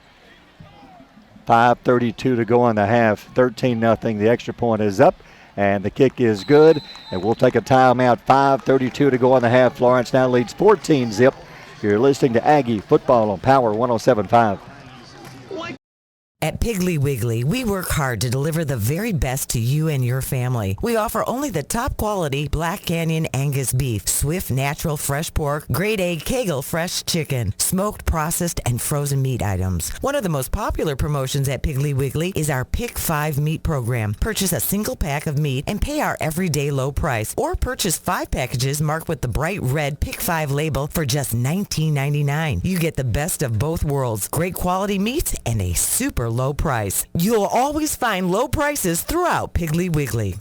We know you're looking for a reliable vehicle. Heading to work? Headed to play. Taking the grandkids to the beach. Every vehicle comes with a warranty for the length of the contract. And you get a Carfax with every purchase. We make everything easy, from the application, the approval, or to the payments. We're not your ordinary buy here, pay here dealer.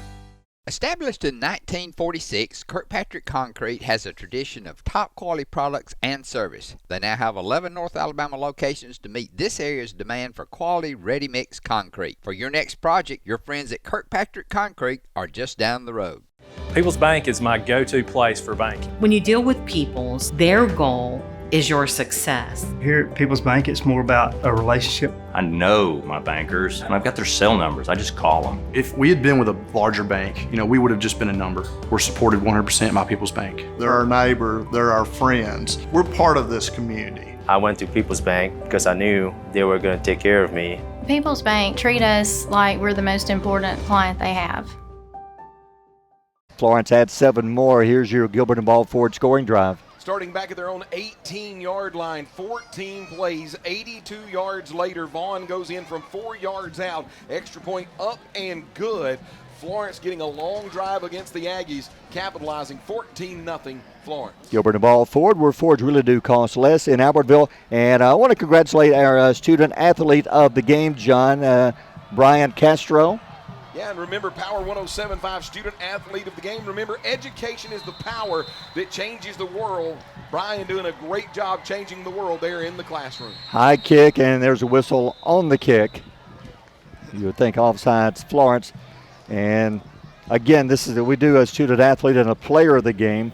Our student athletes so far are Reed Kitchens, Hunter Smith, and now Castro. So they're going to back this one up. Penalties has been the killer so far for Florence. I can kind of see why they've struggled some this year. They're 0-2. The offense just not clicking, John, but the defense is powerful. Now, that's what Coach Morrison said. He said, John, we have been able to hang in with Muscle Shoals. We have been able to hang in with Pinson Valley. But because of our offensive woes, we are 0-2. Yeah. And he said, it's not a foregone conclusion that my offense is going to show up Friday night. I think right now Coach Morrison's concerned. Yeah, high kick, deep kick, returnable though. It's going to stay in the field of play to the 5, to the 10, to the 15, to the 20, 25, 30. Great run, 31-32. What a run back for Albertville. See Keith when he goes straight up the middle, good things can happen. Yeah, and he made the moves he needed to make, but like you said, go right up the middle, get what you can get. Great blocking by the Aggies on the return, and some fancy moves by Hardaway. What a job by Manuel Hardaway, bringing that ball in at the 7, Barry north and south, running through some arm tackles. Coach, I think Florence may have thought Albertville was going to be an easy put-out. Right now, I think they're thinking differently. Well, I tell you what, them covering the kick, how many kicks have they had to cover this year? The kicker is so good, they've got backed up 5 yards, plus he was kicking into the wind. Aggies need to use the next 5 minutes and 30 seconds, if nothing else. Get a few first downs. If you can go into halftime 14-0, you've got to feel good about your chances. Need a couple of first downs. Zuniga out of the gun, 2 backs. He'll hand off. Jordan in the game, tries to bounce right side, nowhere to go. We've talked about it. When you run left side against Florence, it's a tough going, and there's no gain. Second down and long, actually a gain of 1 second and 9. Coach Morrison told me Wednesday night we had a chance to chat that his linebacker core is probably as solid a one as he has had, and they are very fast sideline to sideline. Coach Brown knew that, and he wanted to tell his running backs to stay between the tackles. Barry, you see why. You end up getting a running back bouncing to the outside. Linebacker core rallies for only a gain of a yard. Second down and 9, Aggies down 14-0. 4:44 remaining in the half. It's been a good first half, especially Aggie defense, offense. They just need a big play. Laredo checks out. Is there reflect? Do you have too many players? Well, what I'm wondering is, they broke the huddle with 12, Barry. So we avoided penalties for most of the first half. Now 2 key ones here.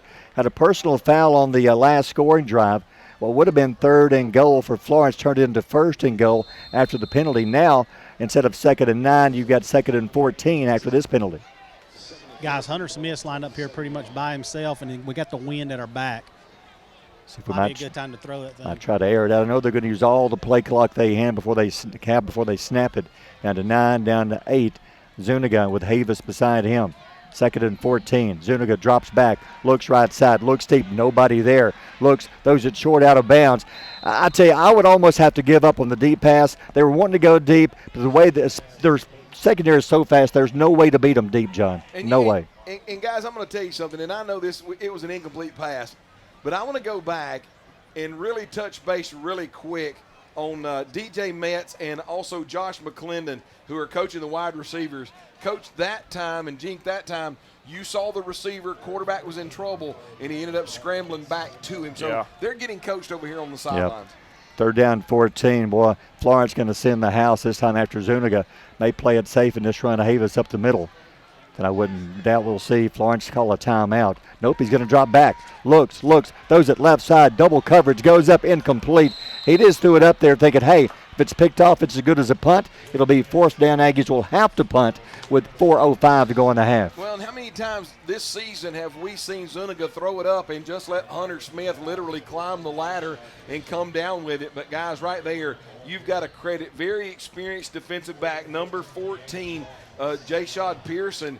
He just got in Hunter's face and was just kind of hand-checking and just nowhere for that ball to come down. And great coverage there by the defensive backcourt of Florence. Aggies will punt the ball away. Clock stopped, 4:05 to go in the half. Florence sends one man back deep around midfield. Should get it back in pretty good shape. The snap almost blocked. Low line drive, wobbly. The return, 45 to the 50, to the sideline, 45-40. They're going to drive him out of bounds finally inside the 35.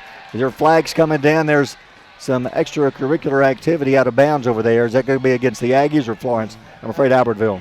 Yeah, I'm afraid it's going to be against the Aggies. The Aggie defender made the tackle, And as he is driving him out of bounds, the Florence guy still kind of got his hands in his his face mask in his chest, and you're already 3 or 4 yards out of bounds, and the Aggie defender just slings him literally over kind of toward the fence right in front of the line judge on the far side, and it's an easy drop of the yellow hanky.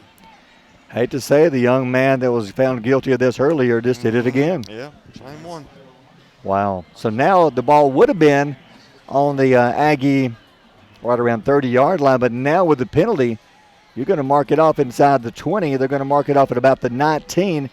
If you could go into the half down 14-0, I still like our chances. You go in 21-0, boy, that's a different ball game altogether. Yeah. And Coach Brown, you can tell that he doesn't like having the same conversation twice here at the 33-yard line, especially when one gave him half the distance to the goal and this one gets him 15 yards closer to the end zone. And Coach Brown is wow. Let's just say it like it is. He's hot. 19-yard line. Florence hands off. Avoids one man. 15. Cuts to the 10, to the 9, to the 8. What a running back that time. Great run. I think that was number Vaughn again. That's Vaughn, number 4, yeah. Man, he avoided 2 tackles. Takes it all the way down to the 9-yard line. That's close to a Florence first down, and it is. Now it's 1st and goal. Coach, I wasn't lying when I said he's Trey Mason-esque, is he not? I mean, low center of gravity, and he's just hard to get a line on. And guys, 5'8", but 208 pounds. Where do you hit that guy? I mean, you can't get lower than him. No. And he's already got an offer to go to UNA. 9-yard line, 1st and goal. Quarterback Glover. Glover out of the gun. Went back beside him. That's Vaughn. Glover turns, looks left side, throws, got his men complete. 6 to the 5, to the 4, to the 3, dives to the goal line. Touchdown, Florence. That was actually a great job, and you had single coverage on the far boundary. Glover gets it, comes up quickly, fires it out to his wide receiver. Jink, was that number 6? I believe you're right, yeah. Number 6, which was Beckwith out on the far side. And the defensive back is coming up to make a play. The outside linebacker's getting there. But, guys, what they never saw coming downhill at them was number 51, K.J. Freeman, a 6'4", 270-pound senior offensive lineman who literally led the wide receiver into the end zone, Barry. Wow, extra point up. And it is good. We'll take a timeout. 3:09 to go on half. Florence now up 21-0. You're listening to Aggie Football on Power 107.5. Since 1952, Wilkes Tire and Battery Service has been the place to take your vehicle for service you can trust. Our family takes pride in carrying on the tradition of providing great service, working with integrity, and giving back to the community. For tires, batteries, auto services, and more, choose the people you can trust. With 10 locations to serve you, including Albertville and Gunnersville, at Wilkes Tire and Battery Service, we get you started and keep you going. Your local Foodland Market. Your store for everyday low prices and weekly specials with savings on every aisle and friendly customer service throughout the store. We sell only the best USDA inspected meats. Our trained meat cutters offer fresh cut meats to your specification.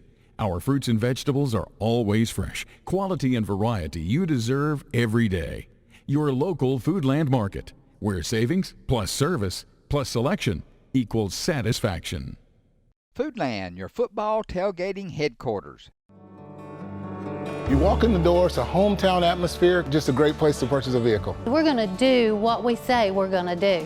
I've been a customer for over 8 years and I love it. The customer can relax and feel like that there's no pressure. We've had a very good experience. I will come back here to buy whatever cars that we are going to buy in the future. We don't try to steer you in a different direction. For us, we don't need to go anywhere else. We want everyone that walk in that feel like they're at home, that they're part of our family. Because at Sand Mountain Toyota, we are more than a dealership. Screwdriver. Screwdriver. Pliers. Pliers. Phone. Care can be distracting. Phone. That's why our new Whirlpool Smart Range lets you care smarter with control from anywhere. So life doesn't revolve around your range. Give me that Phillips screwdriver, would you, kiddo? Every day, care. Whirlpool. Your local source for Whirlpool products and service is Bond's Appliance in Gunnersville. Again for the Florence Eagles, brought to you by Gilbert and Ball Ford. Florence adds 7 more. Well, and you get a good punt return that then gets aided by a 15-yard personal foul, puts them already in the shadow of your own goalpost. 2 plays later, 20 yards encompassed on the drive. Glover able to hit wide receiver Beckwith for a 9-yard touchdown. Extra point up and good.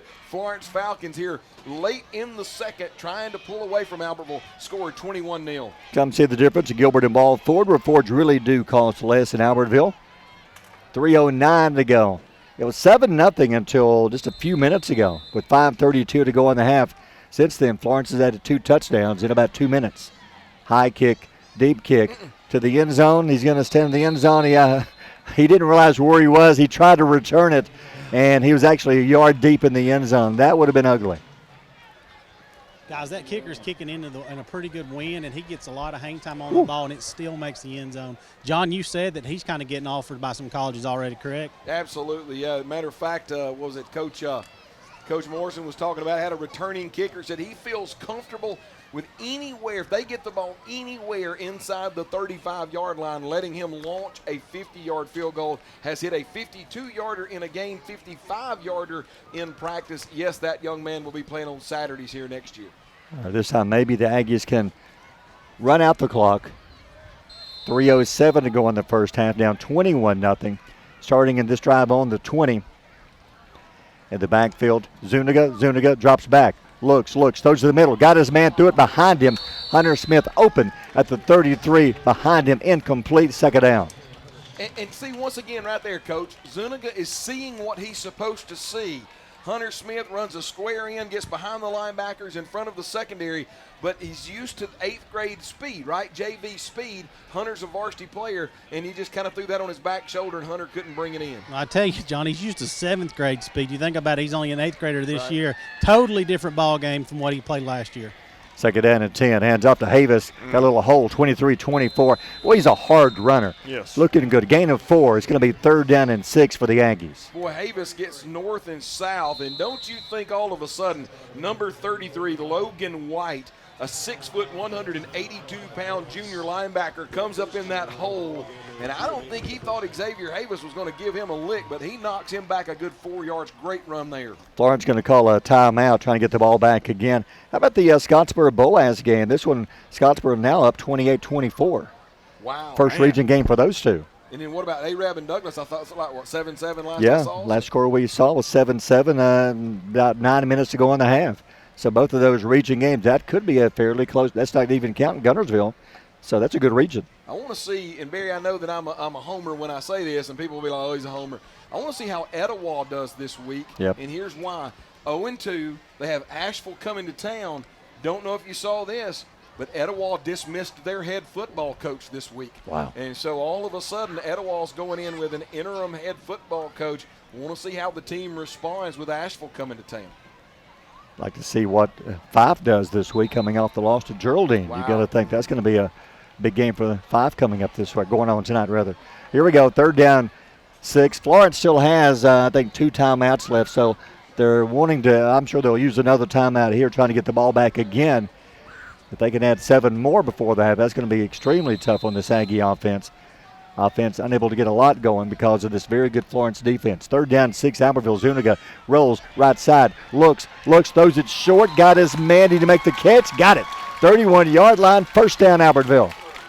Is that Cooper Scott? Yeah. Yes, it was, yes. All right, what we call a sticks route, Barry. You know that you've got to get 9 yards, or excuse me, you got to get 7 yards for a 1st down. Cooper Scott runs 8 yards. Zuniga throws the ball before he makes the break. Cooper Scott turns around, able to move the sticks and 1st down. Clock running, 2:35. Zuniga drops back, looks left side, throws it deep. Hunter Smith there just trying to play defense on that one. He was unsuccessful. Intercepted, Florence. Hunter Smith tried to come back in and slap the ball away from the Florence defender. Unsuccessful interception. Florence takes over. Yeah, I did that a few moments ago, and remember the ball came down incomplete, but number 14, Jayshad Pearson, a sophomore defensive back, took all 5'8", 151 pounds of that young man, climbed the ladder, And you alluded to it, Barry. Hunter Smith had to become the defensive back because Jay Schott able to pull that ball down and give Florence an interception with a chance for another offensive score with 2.5 to go. Guys, I don't mind that play call at all, though. Yeah. I love taking that shot right there after we get the first down, hurry up and kind of get up there and run that play. That's just a good defensive back. I mean, John's talking about it. That's a strength of theirs, and he just went up and made a play over Hunter. Truly better than a punt as far as he threw the ball. Yeah. It's all the way down to the Florence 38-yard line. Quarterback turns back to pass. Pressure's coming. Throws it to the middle. There's nobody there. That one, he was just trying to avoid the sack. One of the Aggies broke through and almost got him in the backfield. You talk about a great play by Evan Jordan. 5'11", 150-pound senior cornerback. They got him lined up on an island against, I think it was against Glover. If I'm not mistaken, they put that quarterback out there in the wide receiver position. But a great job by Evan Jordan staying in his grill, not letting him get inside, got his head turned around, able to hand check. Good job by the refs not to call anything. 2nd and 10, back to pass. Pressure's coming. In his face, throws it deep, incomplete, 3rd down. How about Hunter Alford on the play before? The 9th grader playing D-line got in his face. This time, another Aggie breaks through. This time it's Elijah Lorisane, almost got a sack. And once again, Coach Morrison from Florence said the weakest part of his entire team is the chemistry of his offensive line. And you can see that because the experience of the defensive front of Albertville getting into the face of the quarterback, that time there was a mix-up for the wide receivers. They were all both in the same spot. And, guys, if number 5, Emmanuel Hardaway's paying attention, Coach, he might have had a pick along the near boundary. He just got turned around, couldn't get his head around. 3rd down 10. Clock stopped, 2:17 and a half. Back to pass. Looks, throws left side. Goes up, almost picked off. Cooper Scott almost had an interception for a touchdown. Wow, man, what a great play Cooper Scott makes on the last drive for offensively to move the sticks for a first down. This time Cooper Scott's got everything out there in the flat. He's going to play the first down marker. You're not going to get behind me. And when Leo Glover, the quarterback for Florence, threw it short, Cooper Scott with a great break on the ball. If he's there a 1/10 of a second earlier, Barry, Albertville might be playing their fight song. Cooper Scott might have had a pick 6. Florence going to punt it away. 2:10 to go in the half. They're on their own 38-yard line, 4th down and 10. Aggies one man back deep. The punt, plenty of time. High kick. Got to let it bounce. Everybody get away from that one. Takes a Florence bounce at the 40, down to the 30, down to the 29. So the Aggies will have it with 1:58 to go in the first half, down 21-0. What do you think, Chris? Will they come out and just try to run out the clock? Or because Florence still has 2 timeouts. You don't want to turn it over down here. You don't want to turn it over, exactly. Yeah, I think you come out and pound it with Laredo. And Havis, absolutely. You're going to have to get 1 first down at least right here, though. Right, because they can stop the clock twice, and they can get it back one more time unless you get a first down. Yeah, and make them have to use their timeouts on defense if they're not happy going in 21-0, because I would rather them stop the clock twice on defense and then them not have any have any timeouts and trying to get first downs and touchdowns. You got to pound the ball here. I'll agree with you, Barry. Aggies 3 wide receivers right side in the backfield. Zuniga, Havis stands beside him. 4-man front for Florence. Zuniga, the snap rolls right side. Has time. Now pressure's coming. Throws it short. Got his man. Did he make the catch? Let's see. No. Well, there's a helmet come flying downfield. One of the Aggies, Florence had their helmet pulled off. Zuniga also was hit late. He's a little slow getting up, Keith. Yeah, he wasn't. He took a shot right there trying to get that ball, and it looks like it's going to be a hold on us. It could have been. I don't think the hit on Zuniga was late, but it was definitely helmet to helmet. Yeah. And could have been offsetting penalties right there. But man, I thought we were going to get a completion out of that one. Yeah. The bad thing about the incompletion, Barry, that's going to stop the clock. So Florence gets saved a timeout because of that incomplete pass along the far boundary. See what the call is. They're having to bring in all the officials to talk about this. Maybe more than one penalty. I'm not sure, like Keith said. It could have been a late hit, possibly. It could be a hold on the Aggies. But for a holding call, they're taking a lot of time to decide that it's holding on the offense, Chris.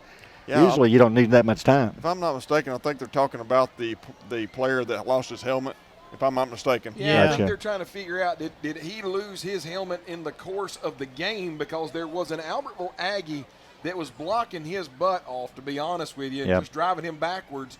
And I think they're wondering, did the Aggie get his hands up in there that ripped that helmet off? And I think one referee kind of saw it that way, dropped the yellow hanky, but right now they're getting all of the zebras together at the watering hole at the 32-yard line to try to figure this thing out. And they might, if that player came off because his helmet came off, they might bring him back on if it was pulled off. So they're going over to Florence to talk about the penalty first. So I'm taking it's against Albertville. It must be, is there more than one against Albertville? Because they're taking a lot of time just to have the one penalty. They're still discussing it. Now they're coming out holding Albertville. Okay, dead ball foul. So it's going to be probably 2 against Albertville. One was holding during the play. The other one, I guess, came after the play. It may be, okay, personal. Okay, that's what it was. Holding Albertville. Then at the end of the play, then it's personal foul Florence. Ends up being a net 5-yard gain in terms of penalties for Albertville right there. Guys, did the Florence player out of frustration take his helmet off and spike it? I don't know. I'm just wondering if he was getting tired of getting blocked like he was, and his helmet may have been coming off, and like you said, Coach, he may have flung his helmet just out of frustration that he was getting absolutely blocked to death by one of our linemen, and in frustration threw it down, and that's what drew the penalty. Will it still be first down since one was after the play was over, or is it going to be 2nd and 5? Should be 2nd down and 5. Yeah. So now they moved the ball to the 34. 1:51 to go in the half. It is 2nd and 5. So they, after all is said and done, Aggies gain 5 yards. Zuniga rolls left side, gets away from one man, looks, throws it deep left field and down the field, and it's going to be out of bounds. He was just trying to get rid of that one. That was a smart play by C.J. Zuniga. And Barry, you are right. It was left field. Hey, but listen, you're exactly right. He got a lot of pressure. Rolling out here, still got pressure coming. There's a couple of 7A linebackers that are running at you. He's going to try to chunk it long. But if you're Coach Brown and he's fixing to throw it up with 1 wide receiver and 3 defensive backs, I'm really glad that the wind carried that into the Aggie bench so we can live to fight another day. All right, so it's incomplete, 3rd down and 5. The ball on your 34, 1:43 to go in the half. Florence up 21-0. Zuniga rolls left, looks, pressure's coming, rolls back to his right side now, being chased. They've got him. They're going to wrap him up, going to drive him out of bounds. And he's just glad they didn't slam him to the turf. And it's going to be a sack on the play. And it will stop the clock on the out-of-bounds play. Actually, the clock is going to keep running. So that's a break. I'm surprised Florence hasn't called a timeout. Now they do. They probably called forward progress down from Zuniga in the field of play, and Florence will have to call the timeout. So they finally call a timeout to 1:17. We'll take a quick timeout at 1:17 in the half. 21-0 Florence. You're listening to Aggie Football on Power 107.5. Everything that we do, we try to do the right thing, own our core values and our statement of purpose. That's the way we live each day.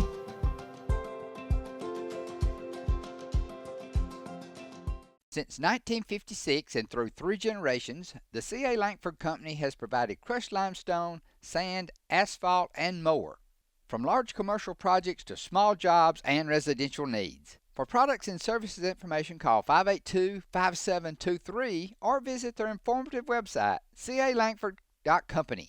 Natural gas appliances from your Marshall County Gas District gives your home the clean, comfortable feel of natural gas. And you can get great rebates on brand new natural gas appliances. Gas furnace, a $1,000 rebate. Tankless water heaters, $300. Clothes dryer or gas lights, $200. Cooktop range, $100. Plus $50 back on lights, grill, logs, and wall heaters. Call your Marshall County Gas office for more details. With locations in Arab, Albertville, and Guntersville. Or call toll free at 1-800-552-1382. Natural gas.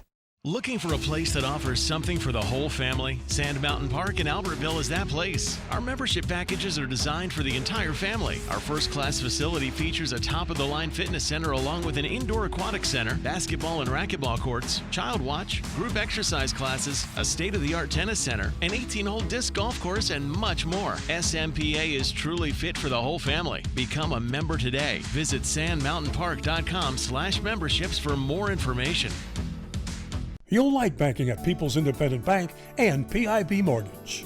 Here, you'll receive a high level of personal service, a full array of accounts and services, a variety of mortgage loans, local loan decisions, and you will see active corporate citizenship throughout our footprint. Step up to true community banking at People's Independent Bank. www.pibonline.com. Member FDIC, Equal Housing Lender. NMLS number 466340. The timeout. Florence has one timeout left. It's 4th and about 14. Aggies will punt it away. So Florence with the timeout. They should get the ball back somewhere around midfield, John. They should. And Zuniga on that last play, rolling to the far side. Bear, we talked about the speed of the Florence defense. You know you're fast when number 59, Cortland Kendrick, who is a defensive lineman, is able to run down your quarterback. And then I bet you that Zuniga's life flashed before his eyes. The sideline from the far side couldn't get there quick enough before that guy was to fall on him, and they actually went out of bounds standing up. So Zuniga's life is preserved. 1:17 to go in the half.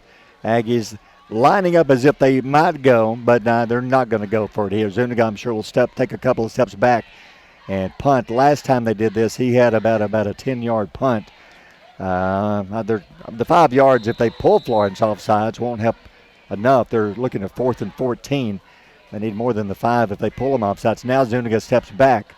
The snap, quick kick, gets rid of it. High kick, short kick, wobbly kick. It's going to take an Aggie bounce at midfield. Good bounce all the way down to the 40 out of bounds. So good job by C.J. Zuniga. Kicks it out of bounds. Florence on the 40 with 1:32 to go in the half, up 21-0.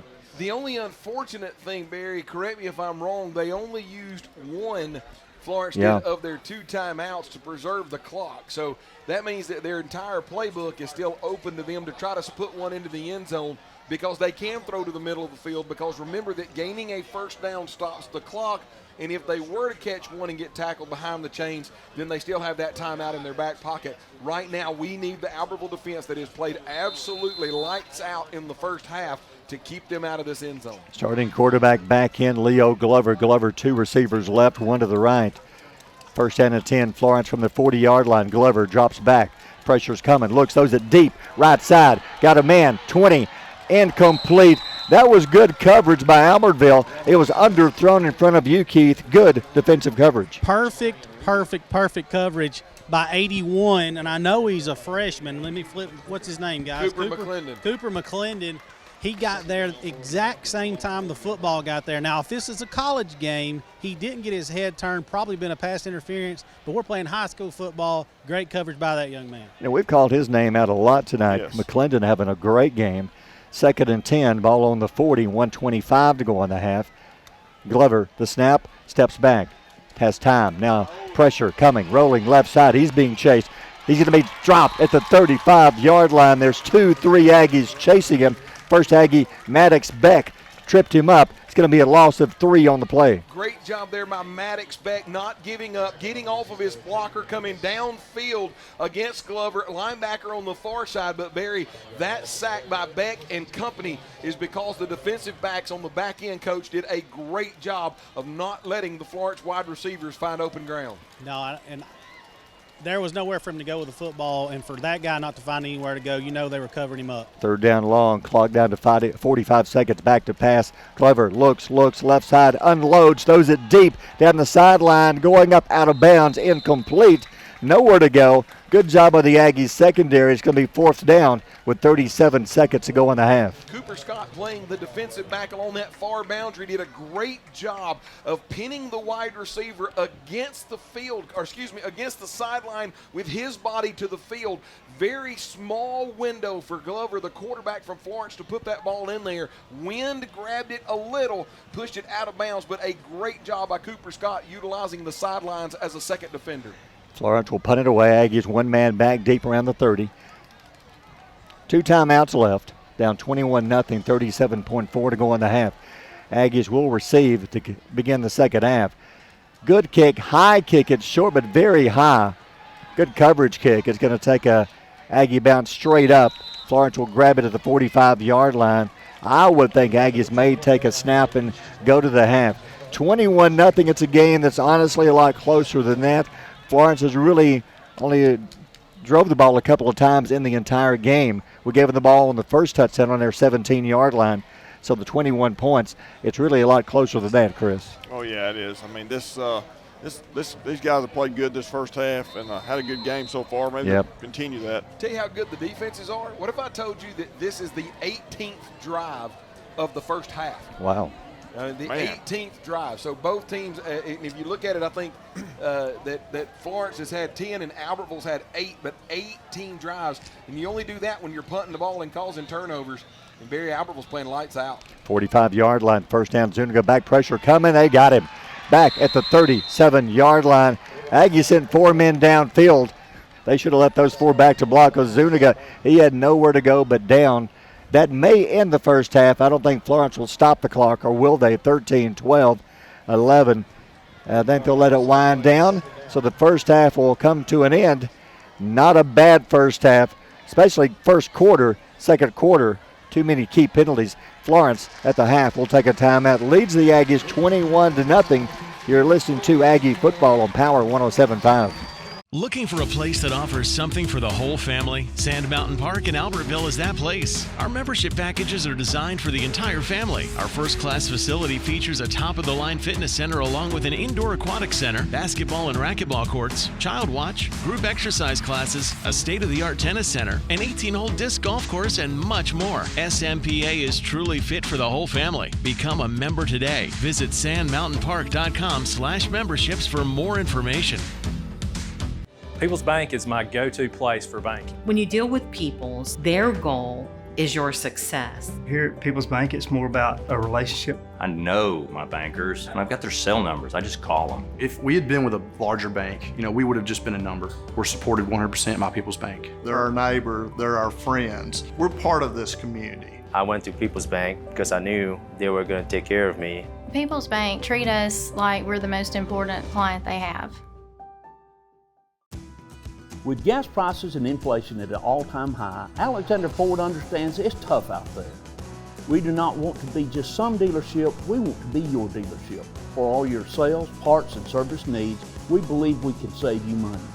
We have new inventory on the way, a fully stocked parts department, and an award-winning service department. Alexander Ford has been family owned and operated for over 50 years in Boaz. We want to be a part of your family. At the Carpet Store, Highway 431 in Albertville, we're more than just our name. Sure, we're carpet, but we're so much more. We're ceramic floors, showers, backsplashes. We're hardwood, laminate, and luxury vinyl tile. We're installation supplies, vinyl flooring, and remnants. Why not visit our beautiful showroom and let our professional sales staff show you all the things we are? The Carpet Store, Mosley Flooring, Highway 431 in Albertville, where we're so much more than just our name. High School Band is under the direction of Dr. Taylor Cash, Aaron Saxon, Josh Anderson, Missy Lindley, and Nathan Heskew. The color guard instructors are Ansley Cash and Cassidy Bailey. The dance line instructor is Lindsey Beck, and our percussion instructor is Brian Crawford. Tonight, we are proud to present a portion of our 2023 show titled Hold My Hand. We begin with Easy on Me by Adele and continue the opener with I Lift by OneRepublic. The show concludes with Hold My Hand by Lady Gaga. The Aggie Band will conclude the performance this evening with the Albertville High School fight song. The Aggie Band is under the field direction of drum major Owen Thibodeau.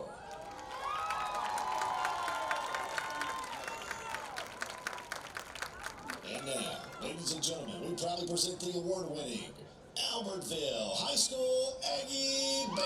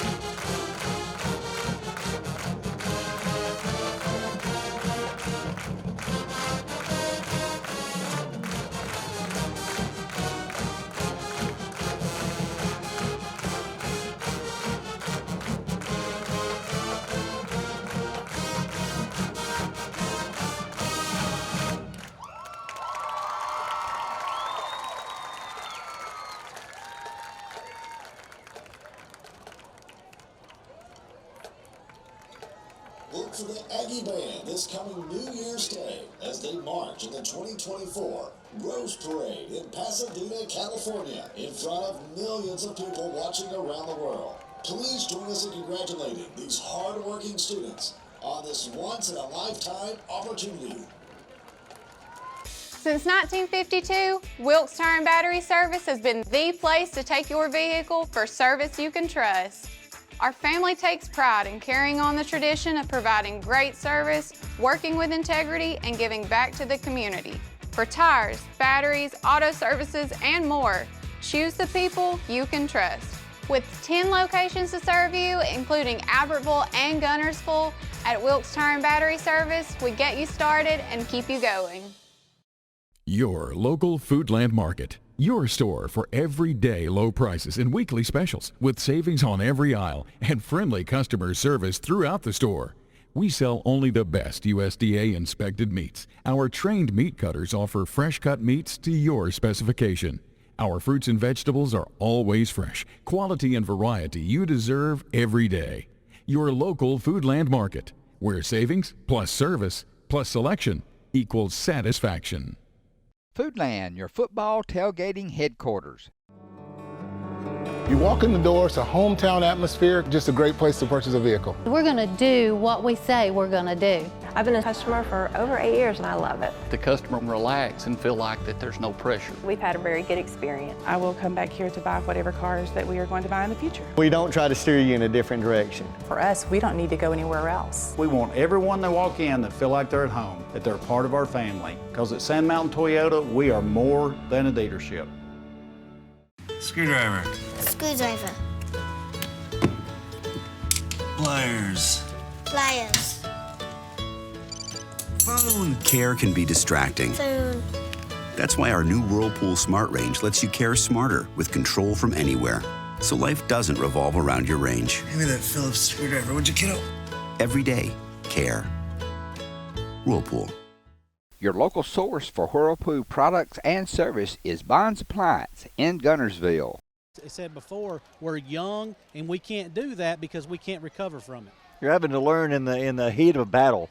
You're not able to just sit back and watch some film. You're out there in the middle of it right now. Well, and most of these guys, let's face it, these young guys, the Cooper Scotts, the Keegan Thompsons, the Maddox Becks, the Peyton Jones, Peyton may be a little bit different, but the CJ and all those guys, they should be playing on Mondays and Tuesdays in the junior varsity game and learning the game.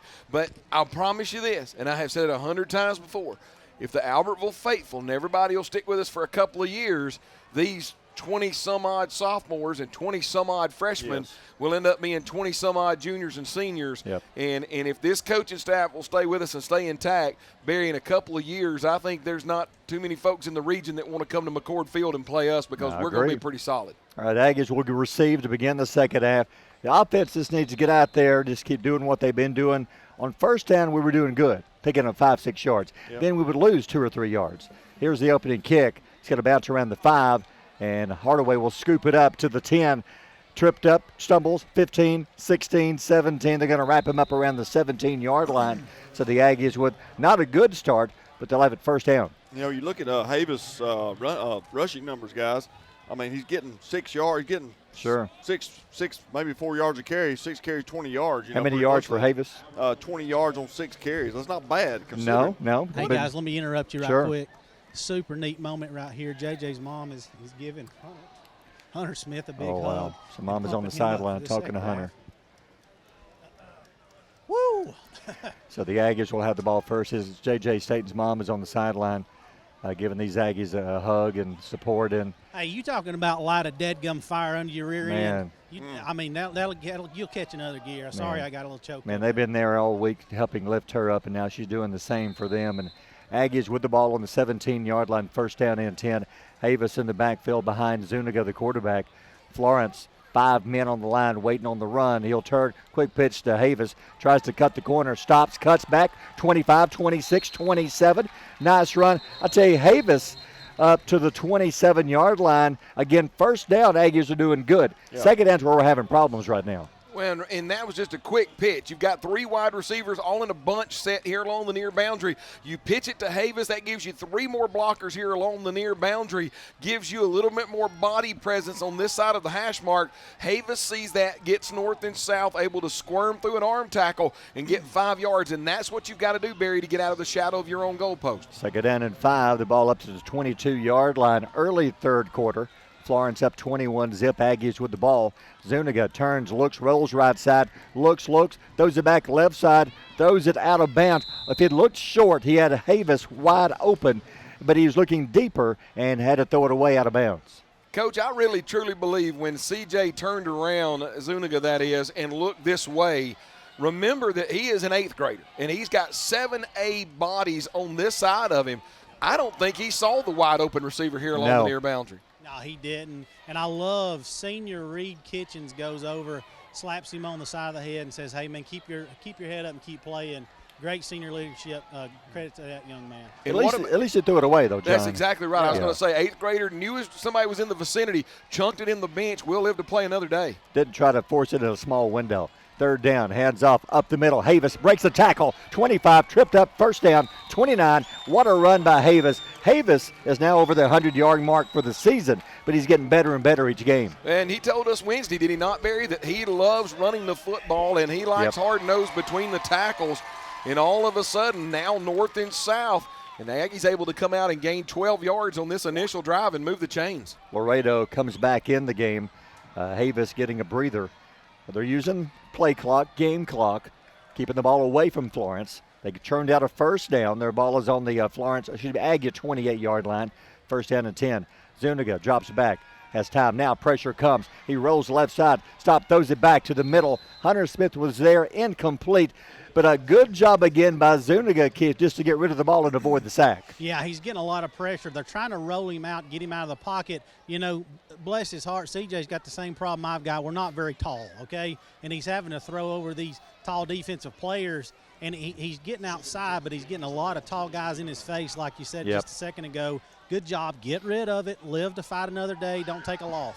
Second down and 10. Havis back in the game beside Zuniga.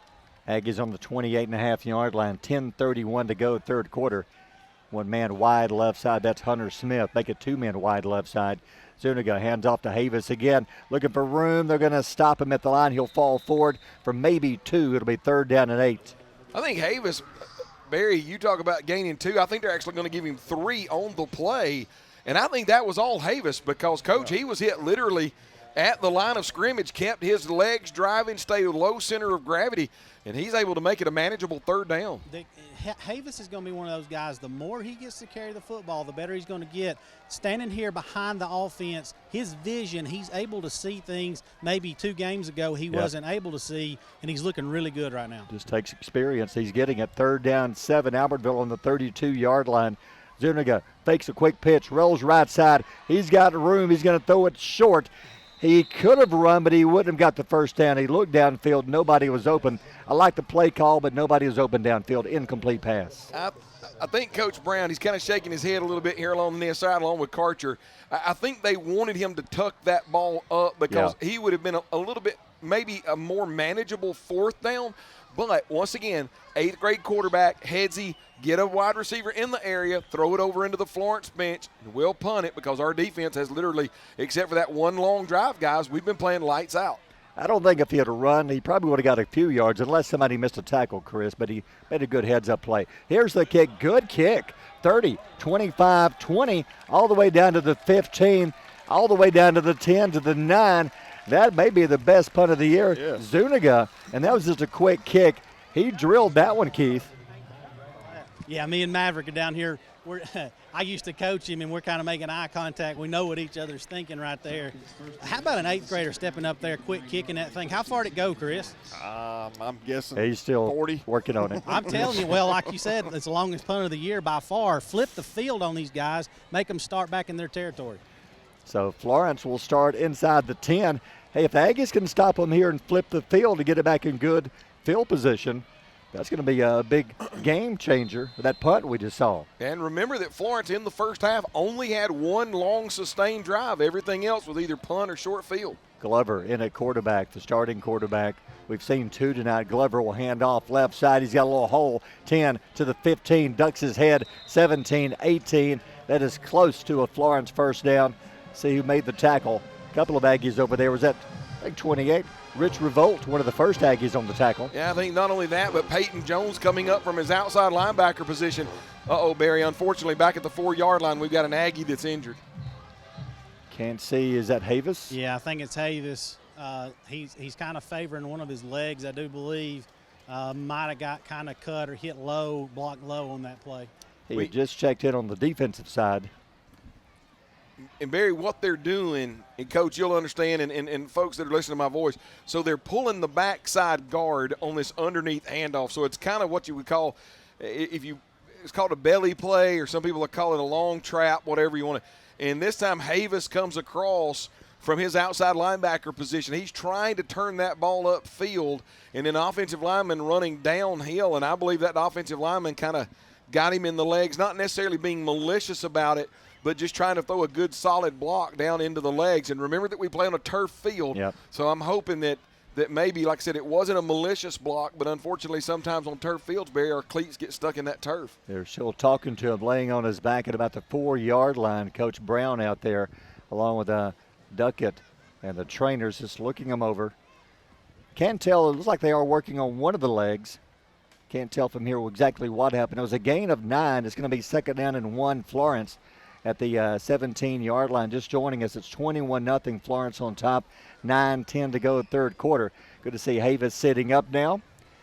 Let's see if he can walk off under his own power. That would be a great sign. He's played a great game, offense and defense. Had a chance to spend some time with the young man Wednesday at Legends, and boy, just a great young man. He's being helped out putting a little bit of weight on his right leg, but not a whole lot, John.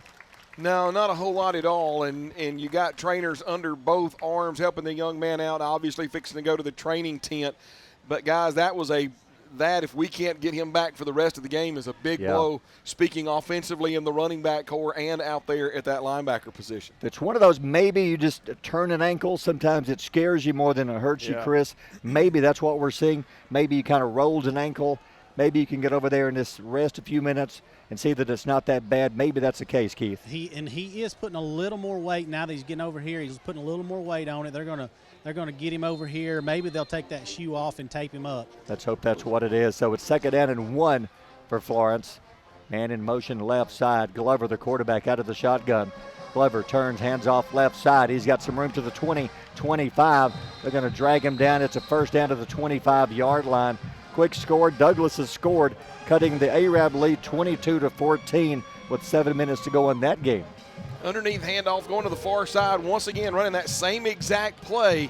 And, guys, you've got to remember that the offensive line, although that's one of the places that Coach Morrison said, we haven't completely jailed yet, but they average out about 6'2", 270 pounds. And, Barry, they're just kind of laning on us a little bit. 25-yard line, first down, Florence. Glover out of the shotgun. Glover hands off up the middle, breaks one tackle to the 30. He's going to stand him up at the 31, 32, 33. It's going to be short of the first down. Bryson Parker, the first Aggie to make some contact. Close to a first down. Maybe a first down. Let's see where they spot it. It is a first down. Just this time, it's just instead of it being an underneath handoff, Glover takes the snap, turns around, hands it to the running back, trap block in the interior of the line as the guard comes down, crashes the nose guard out of the way, and you said it, my man Vaughn gets north and south, needed 10, gained about 12, first down. 35-yard line, 8.5 to go, third quarter. Florence with the lead by 21, and they're driving again. Right in front of the Aggie band. I think the Aggie band just have to pick up a penalty for Florence. I think they did too. I think that might have been Glover trying to change the play or something at the line of scrimmage, and the Aggie band, as you can hear over our, especially the field mic that Coach has got down there, and one of the offensive linemen just couldn't hear the count. I think he jumped. Yeah, give an assist to the tuba on that one. Keep doing it, baby. They back it up 5 yards. 1st and 15, back to the 30. Glover from the shotgun. Glover turns, hands off up the middle. He's going to be tripped up, 31, 32, 33. First Aggie stuck an arm out. I think that was big Christian Ramirez. A gain of 3. It'll be 3rd and 12. Never going to get his name on the stat sheet, but number 7, Jordan Laredo. I mean, he brings all 5'9", 190 pounds of his junior self up the line of scrimmage to take on the trap block, and he slams into the trap blocker, making the running back cut back north and south into the waiting arms of the defense. Great job there by Jordan Laredo. Let me change that 2nd down and 12. So it's 2nd and 12 and a whistle. Shouldn't be a heat timeout. Did the Aggies call a timeout? Yeah, it looks like defensive coordinator Harper just did not see something. 10 men on the field, guys. That'll do it. We'll take a timeout. 7:32 to go in the 3rd. Florence up 21-0. You're listening to Aggie Football on Power 107.5. Everything that we do, we try to do the right thing, own our core values and our statement of purpose. That's the way we live each day.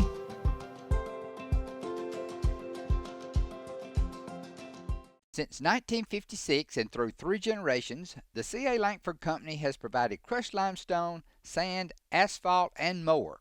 From large commercial projects to small jobs and residential needs. For products and services information, call 582-5723 or visit their informative website, calangford.company.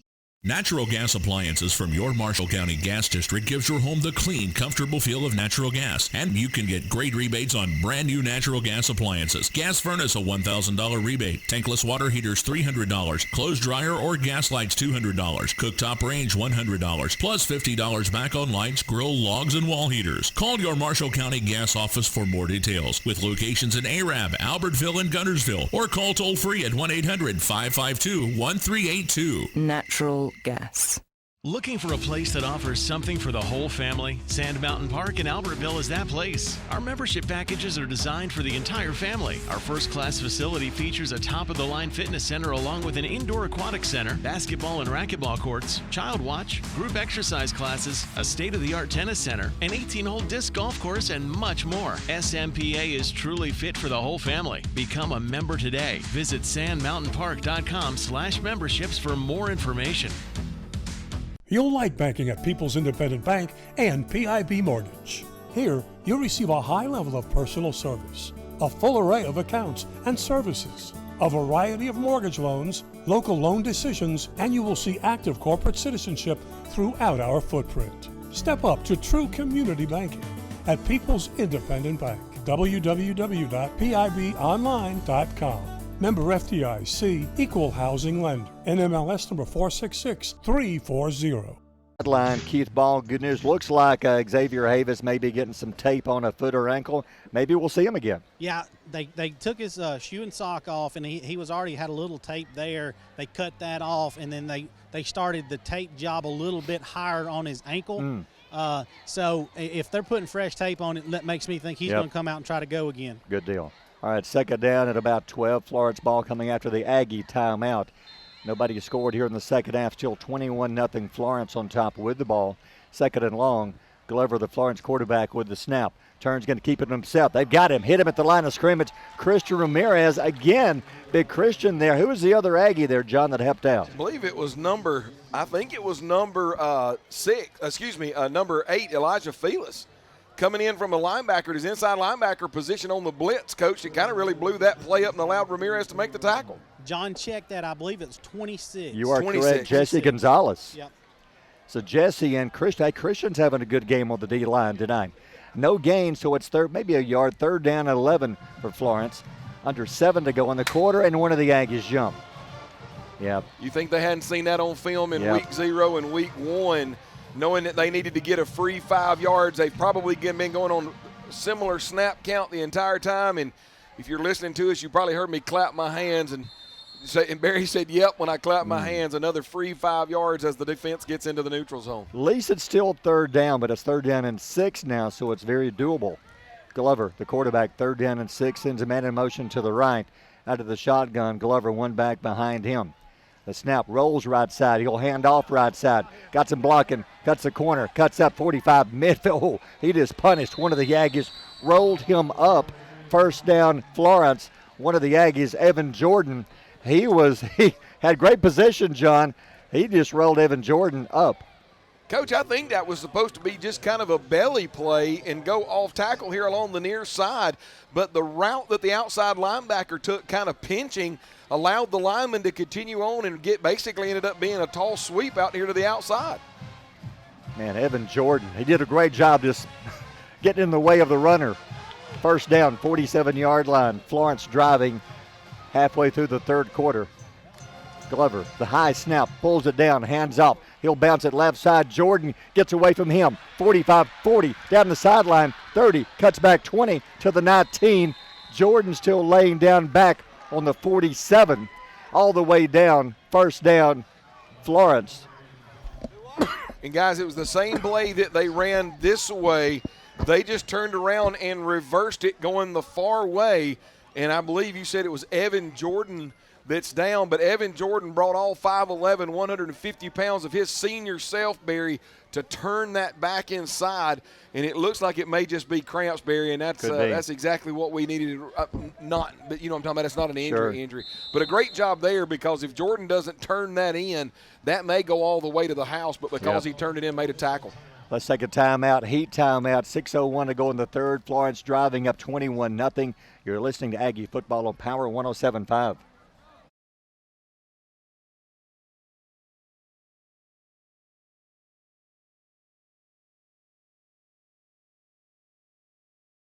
Evan Jordan walking off, and I think you're right. You know, he missed last week with a concussion. He may not have had a chance to practice as much as the other guys, so he may not, the conditioning may not have helped him out any this week. Yeah, Marion, I'm glad you corrected me on that because you are correct that he was out on concussion protocol last week. Right. So that may have thrown him off being able to get a certain amount of reps that he needed to get in practice to get his body back. And sometimes when you just don't have enough water and enough electrolytes, you lock up. But it looks like that young man is getting taken care of right now. So he's probably getting some pickle juice, mustard, whatever.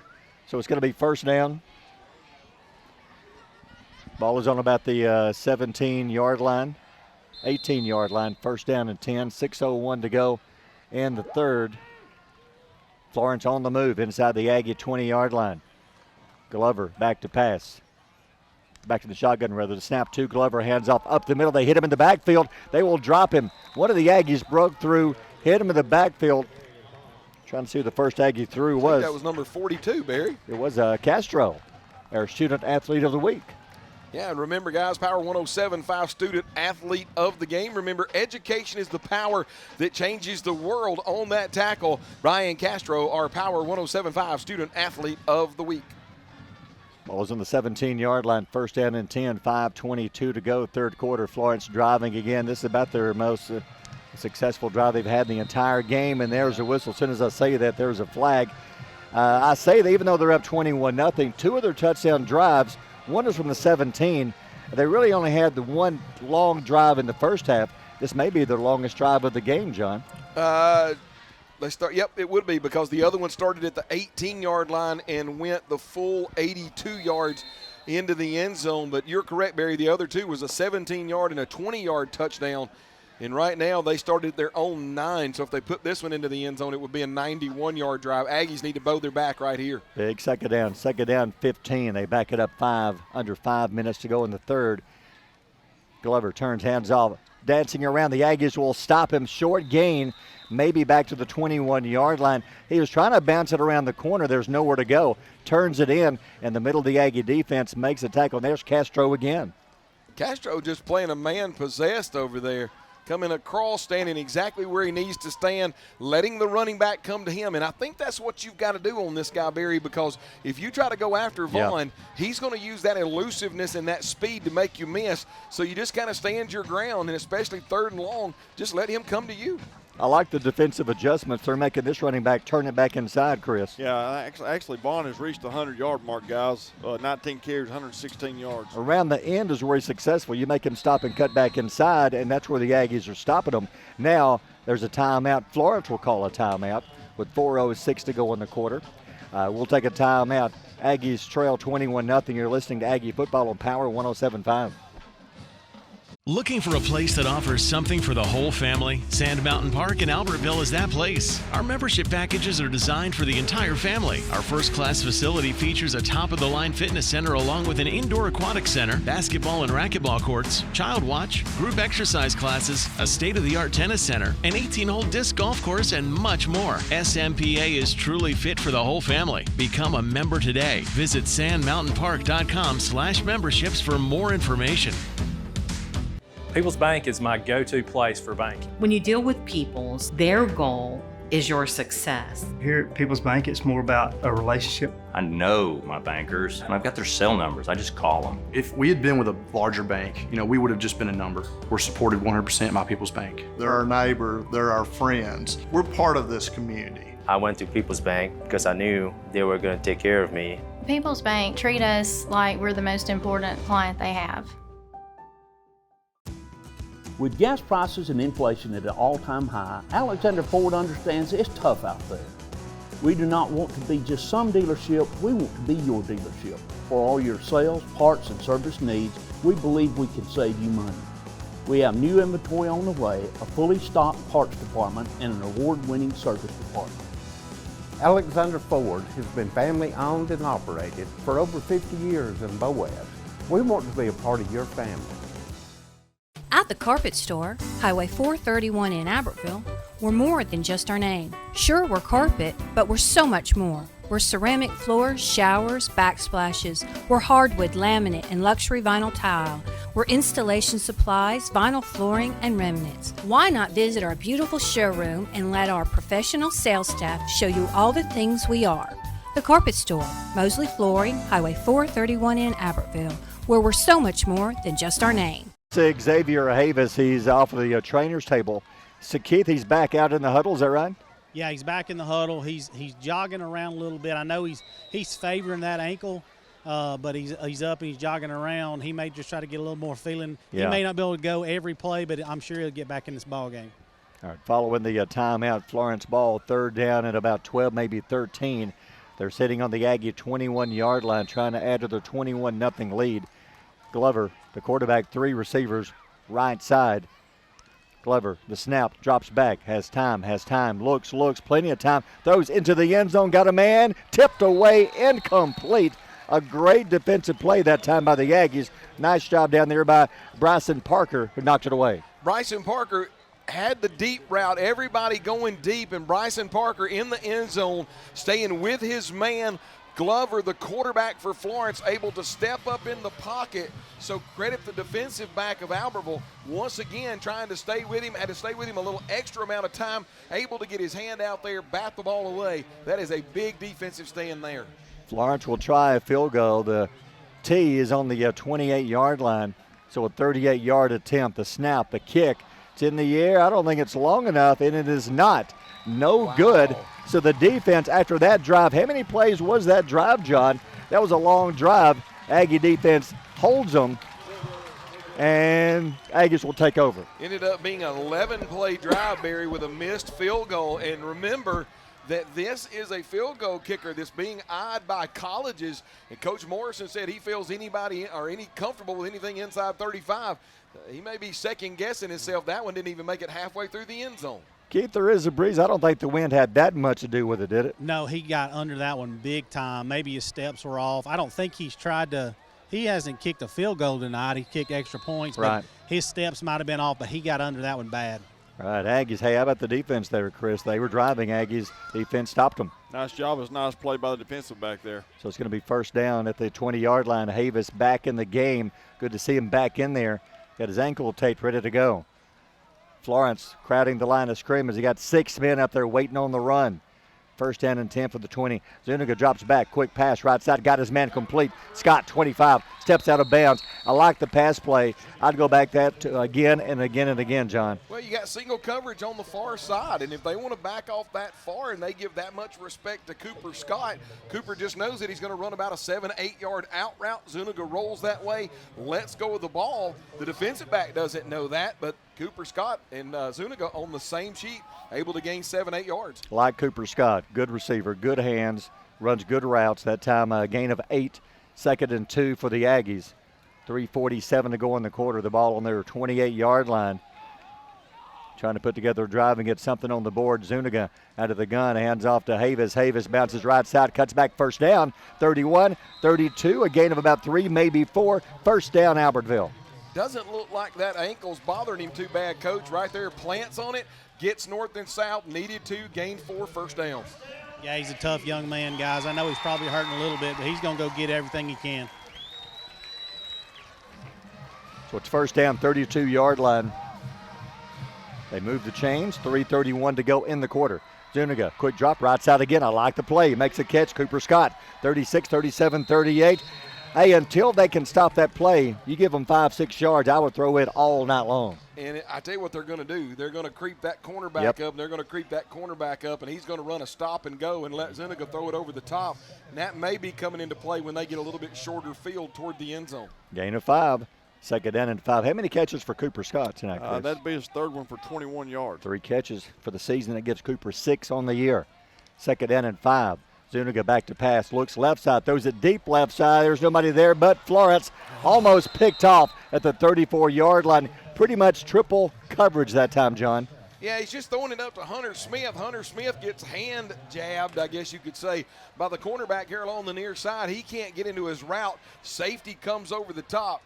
But, Barry, you can see why he's playing defense and not offense, because all he had to do was make the catch, and it literally went right through his hands. Third down, 5. Guys, I like the matchup. Cooper's matched up over there. I do too. They're going to bracket Hunter. They're trying not to let him get the ball. Keep going to Cooper. I agree. Third down, 5 from the 37-yard line. Zuniga looks left, looks back right, throws it right. Oh, that was close to being picked off, too. That time they shifted an extra defender over there. Pretty much double covered, incomplete, fourth down. Yeah, but I think Cooper Scott actually had that ball hit his hands. It was a 5-yard it would have been 3rd and 5. He ran a 7-yard out route. Zuniga put it where he had to, kind of low and away from the defender. The linebacker, Barry, what you alluded to, jumped the route, and I'm wondering if that kind of got Cooper's eyes off of it, but unfortunately right through his hands right in front of the Florence bench. Good job by the Florence defense. They knew what was coming, almost picked it off. Fourth down and 5. Aggies will punt it away. Quick kick, low line drive. It's going to bounce 40. It's going to roll 30, 25. Very effective kick. 19, 18, 17 down to the 16-yard line. Zuniga, it didn't get a little more than head high, but it had a lot of roll on it, Keith, all the way down inside the 20-yard line. Yeah, 2 back-to-back really good punts. Flipping the field like that, I mean, heck, yeah, they drove it last time, but they didn't score. And you know, that's better than giving them the ball on our 17 or going in, you know. Hey, Barry, what about this? Starter versus starter in the first half. Like our starters against your starter, 21-0. Yeah. And here in the third quarter with 3 minutes left to go, starter after starter coming out of the halftime locker room, it's 0-0. Yep, no score. I mean, if we could get you talk about, you know how Coach Brown talked on Wednesday about small victories? If you get out of this third quarter without them having a touchdown, guys, y'all just went scoreless quarter with a good 7A football team. Yep, and Florence changing quarterbacks again. Back in the game is Cade Davis. Davis, low snap, hands off up the middle. He's got a hole. 20, 25, breaks a tackle. 30, 35, 40. He is a handful to bring down all the way to the 43-yard line. That's about a 27-yard run. And he broke a couple of tackles on his way. Absolutely, and you kind of get lulled to sleep, I think, with Vaughn, the running back who's kind of a slasher. That time it's Triplett, a 5'9", 170-pound thumper back, and he just goes straight up the middle, running through arm tackles, and a big gain for Florence. 44-yard line, first down, Florence on the move, 2:38 to go in the quarter. The handoff to Triplett again up the middle, 46-yard line. He breaks a tackle midfield, still fighting, still not going down. Finally to the 44-yard line. There's a big pile up back on the 46-yard line. 2 Aggies down and 1 Florence player. One of them is Ramirez. Everybody seems to be okay, but it's a first down, Florence. And Barry, did you notice that Triplett ran into a mass of humanity? And in all intents and purposes should have been stopped for a 1-yard gain, rolls out of that mass of humanity, and then pushes another group of humanity another 4 or 5 yards to gain 13-yard gain and a first down. Oh, Triplett's a good back. I hope he enters the transfer portal next year. Comes this way. First down, 44-yard line. One hopper back to the quarterback, and is there a whistle before the snap? There is. They're going to get Florence movement on the offensive line. You know, guys, I believe it was that receiver on the far side over there. He's done that several times tonight. They'll back it up. How many penalties for Florence? First half, they couldn't stop getting penalized. That was 11, almost 100 yards, guys. Wow. So it's first down back to the 49-yard line. First down, 15, Florence. 2:02 to go, third quarter. Two receivers right side. Cade Davis, the number 2 quarterback, staying in the game. Davis hands off right side, tries to bounce it. Triplet will stop, cut, 45, tripped up. Good tackle by Hardaway. Reached out and grabbed him by the shoestring, and now I think Hardaway might be, thought he was cramping up for a minute, but he seems to be okay. He gets the penalty yardage back. It's a gain of 5, third down coming up. Or excuse me, second down coming up. Barry, what about it when you got that big old offensive lineman out here rolling out to block you? In your Hardaway, you may weigh 150 pounds soaking wet, and does a great job to undercut that block and then get his shoulder pads and his arms into the feet of Triplet and knock him down. If not, that might be a touchdown, guys, but he makes it 2nd and 10. Good job by Hardaway. Second down and 10, 44-yard line, 1:05 to go in the third quarter. Davis, the snap, drops back, looks left side, throws, got a man. Drops it incomplete at the 42-yard line. If he had made the catch, it's going to be a short gain. There were 3 Aggies. We're waiting to make the tackle, so it's 3rd and 10 coming up. You're probably lucky. I'm going to be honest with you, Barry. If number 45 for Albertville, who's Ethan Owens, if he sees that play develop a little bit earlier, remember that the quarterback for Florence ends up, which is Glover, throwing across to the wide side of the field. If he recognizes that a little bit earlier, Gene, he might have a pick 6 over on the far side. Yep. Third down 10, 44-yard line, 1:01 to go in the quarter. Big third down play for Florence. Davis drops back, looks left side. Oh, got it! Oh, my goodness, midfield. He was slammed. He never heard him coming. What a tackle. Ethan Owens slams him to the turf. He never saw him coming, Keith. Hey, talk about a senior linebacker come out there and make a play and you got a little bit of frustration because he didn't get to play last week with the concussion. And like John said, could have had a pick on that last one. He said, boys, I'm going to get some right here. Woo. Wow. Back to the 50-yard line. A loss of 5. That was a decleater there, Chris. He destroyed him. Absolutely. That's the best one of the year so far. He might have him an ice pack on the chin on the way home. It'll be on the highlight film for the Aggies. So now Florence will punt the ball away. They're going to have to call a timeout. Yeah, down to 0. Did they call a timeout in time? It looked like Coach Morrison may just take the 5-yard penalty. Yeah. And to be honest with you, with the way his punter has been booting them out of there, Barry, I mean, I know the last 2 have been really high, but this just gives an opportunity for him just to kick it as hard as he wants to, because now he's got, 55 yards worth of field to work with. So now they'll back it up 5. Guys, I tell you, and this guy's got really good hang time on a punt, but I would love to see Cooper get one and be able to do something with it. Yep, Cooper Scott back around his 25-yard line waiting on the punt. They may not, they barely get the snap away before the clock goes down to 0. The kick end over end, Cooper's going to get out of the way. It's going to bounce to the 20, to the 15, down to the 12. Rolling, that will end the third quarter. When we come back, fourth quarter underway, Aggie football. It's 21-0 Florence. You're listening to Aggie football on Power 107.5. At Piggly Wiggly, we work hard to deliver the very best to you and your family. We offer only the top quality Black Canyon Angus beef, Swift natural fresh pork, grade A Kegel fresh chicken, smoked, processed, and frozen meat items. One of the most popular promotions at Piggly Wiggly is our Pick 5 meat program. Purchase a single pack of meat and pay our everyday low price, or purchase 5 packages marked with the bright red Pick 5 label for just $19.99. You get the best of both worlds, great quality meats and a super low price. You'll always find low prices throughout Piggly Wiggly. We know you're looking for a reliable vehicle. Heading to work? Headed to play. Taking the grandkids to the beach. Every vehicle comes with a warranty for the length of the contract. And you get a Carfax with every purchase. We make everything easy, from the application, the approval, or to the payments. We're not your ordinary buy here, pay here dealer. Established in 1946, Kirkpatrick Concrete has a tradition of top quality products and service. They now have 11 North Alabama locations to meet this area's demand for quality ready-mix concrete. For your next project, your friends at Kirkpatrick Concrete are just down the road. People's Bank is my go-to place for banking. When you deal with People's, their goal is your success. Here at People's Bank, it's more about a relationship. I know my bankers, and I've got their cell numbers. I just call them. If we had been with a larger bank, we would have just been a number. We're supported 100% by People's Bank. They're our neighbor, they're our friends. We're part of this community. I went to People's Bank because I knew they were going to take care of me. People's Bank treat us like we're the most important client they have. Quarter coming up. You talked about it, John, and the Aggies played Florence even in the third quarter, 0-0 in the third, but it's still 21-0. I understand 21-0.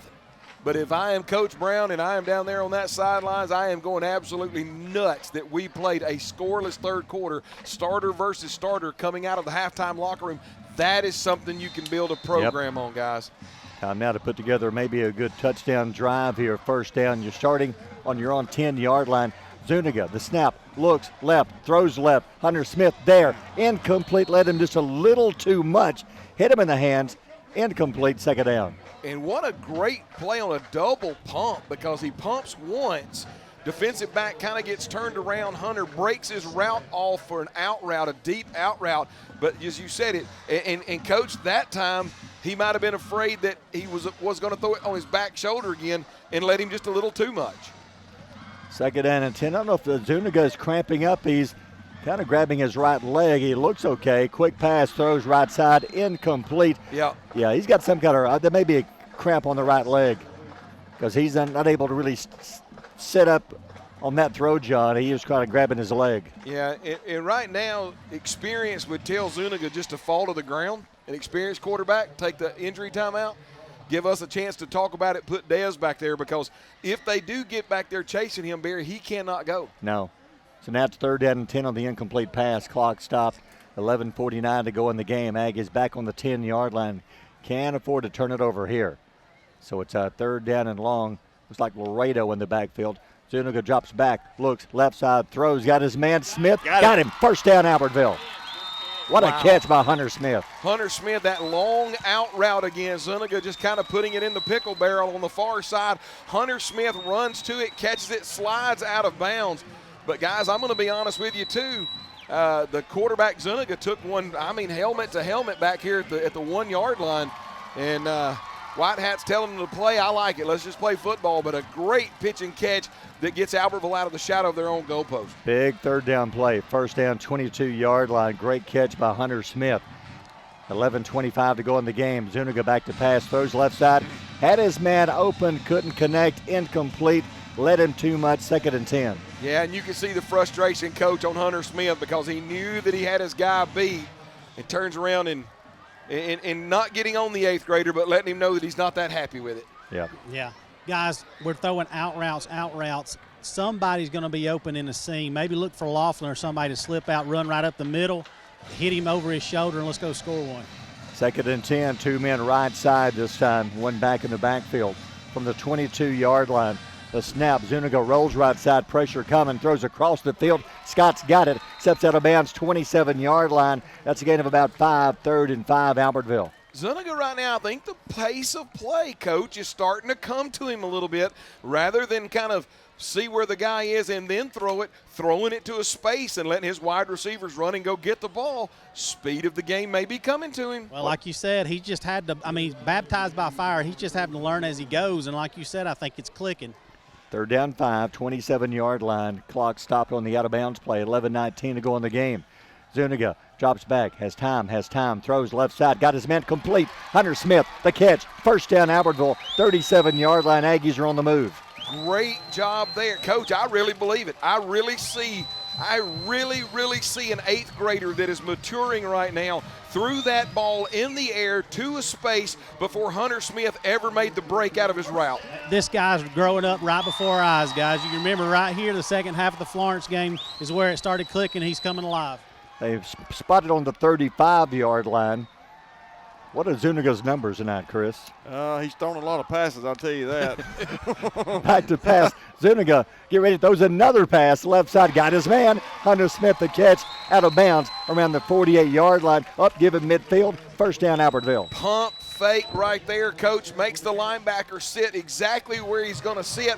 Lets Hunter get out of his break. And once again, I know I don't want to harp on it, but an 8th grader growing up before our eyes with a big, long pitch and catch on the far boundary. They marked him out of bounds, 48-yard line. First down, Albertville, 10:29 to go in the game. 8 of 24, 68 yards. A lot of these coming on this drive right here. First and 10 from the 48. Albertville on the move. Zuniga right side, pressure's coming. Still, they got him back at the 41-yard line. Whoever the guy was that sacked him, he was never blocked. He came out untouched, grabbed him around the neck, drops him back for a loss. Barry, I believe that was an outside linebacker blitz. The offensive tackle here along the near side, he's got to take nearest threat. He took the nearest threat. Outside linebacker able to get around him. But, Coach, it looked like Zuniga was rolling this way, and he just kind of rolled into that blitz. Yeah, he had nowhere to go right there. They blitzed it perfect. It was a great call by their defensive coach. Loss of 7, 2nd and 17, Albertville. Now Florence showing blitz again. Here they come. Zuniga hands off to Laredo. They got him in the backfield. He ran right into the blitz on the left side. They're going to drop him for about a 2-3 yard loss. You know, we talked about how good the Florence defense has been. And right now, pitching a shutout in Albertville, only giving up a sparse amount of points to Muscle Shoals and to Pinson Valley. And right now, that group pinning their ears back. Looks like their defensive coordinator bringing a little bit more pressure on the 8th grade quarterback because, Barry, I think he saw the 8th grade quarterback warming up a little bit. 3rd and 19, long way to go. Probably 2-down territory. Probably going to go even if you don't get the first. Zuniga back to pass, blitz coming. They pick it up, throws it deep right side. Hunter Smith going up. It is intercepted. 40-yard line to the 48. Hunter went up. The ball went over his head. The defender got it. Florence first down. Yeah, but credit Hunter. I mean, Hunter was in the numbers. He's trying to turn around. Zuniga threw it on the outside shoulder, intercepted. But Hunter, being the constant professional he is, realized that he needed to convert his mindset from wide receiver to defensive back in about a 1/10 of a second, able to get back in that play and make a tackle here at the 48-yard line. And, Barry, we may have had a penalty on that play. It was, I believe, against the Aggies, had a block in the face, I think they were showing. Hey, how about this final score? Douglas driving, had a pass picked off in the end zone. As time ran out, they lose to ARAP 21-14. Wow. So we'll see Douglas again coming up in a couple of weeks. Barry, we had an illegal block in the back on the return of the interception. Gotcha. And so they're going to back that up 10 yards from the spot of the foul. So that at least moves it back to the 38-yard line. One more score. Scottsboro now leads Boaz 56-31 in another region game. Florence ball, 1st and 10 from the 38-yard line. Starting quarterback back in. First down, Florence. He'll turn, hands off right side. Triplet hit in the backfield. Still fighting for room, 41-42. One man is almost not going to bring him down. He carried 2 Aggie tacklers up to the 42-yard line. Coach, that's much a man right there, number 41. He runs. The other cat is 200 pounds. This one, he's 170, runs like he's 205 or 210. He's one of those guys that you can't catch contact with this guy, okay? You're just going to have to go man up, make that business decision, and go hit him in the mouth and go deliver a blow and see if he likes that. J.D. Sanders, one of the 2 Aggies making the tackle. Gain of 5. 2nd and 5, Florence from the 43-yard line. Quarterback turns, hands off to Triplet again up the middle. Midfield stiff arm, 45-40, cuts back 35-30, and he will score. No flags down. That young man, he's getting better and better each carry. Good job with the offensive line of Florence, able to knock a hole. He gets into the linebacker core and then some arm tackles in the defensive back core. And very unfortunately, the Aggies have a guy holding his knee back here at the 41-yard line. Can't see who it is from here. Hate to even say, but what a run by Triplet, Keith. He stiff-armed one Aggie, and nobody could bring him down. He was gone. Yeah, can you imagine if that guy weighed 195 or 200? I mean, and he brings – at 170, he brings all that to the house and to the party when he goes and runs a football, runs it like a linebacker, and then's got breakaway speed. So I think their running backs are, a junior and a sophomore. He's only a sophomore, Triplet, So they're going to be – I mean, they're like you said, hey, hit the transfer portal. Wow. We'll put you to work over here doing something. But looks like the Aggie player, maybe 22, and he's sitting up. Looks like they're checking maybe a lower leg. We hope cramp. It's Elijah Loresaint. Let's see. You hope cramp, don't know. Yeah, he's Well, I'd say more than maybe just a turned ankle, rolled ankle. He's putting a good bit of weight on his left leg as he comes off. That's a good sign. But still, the touchdown is at 27-0 with 8:01 to go in the game. Point after is coming up.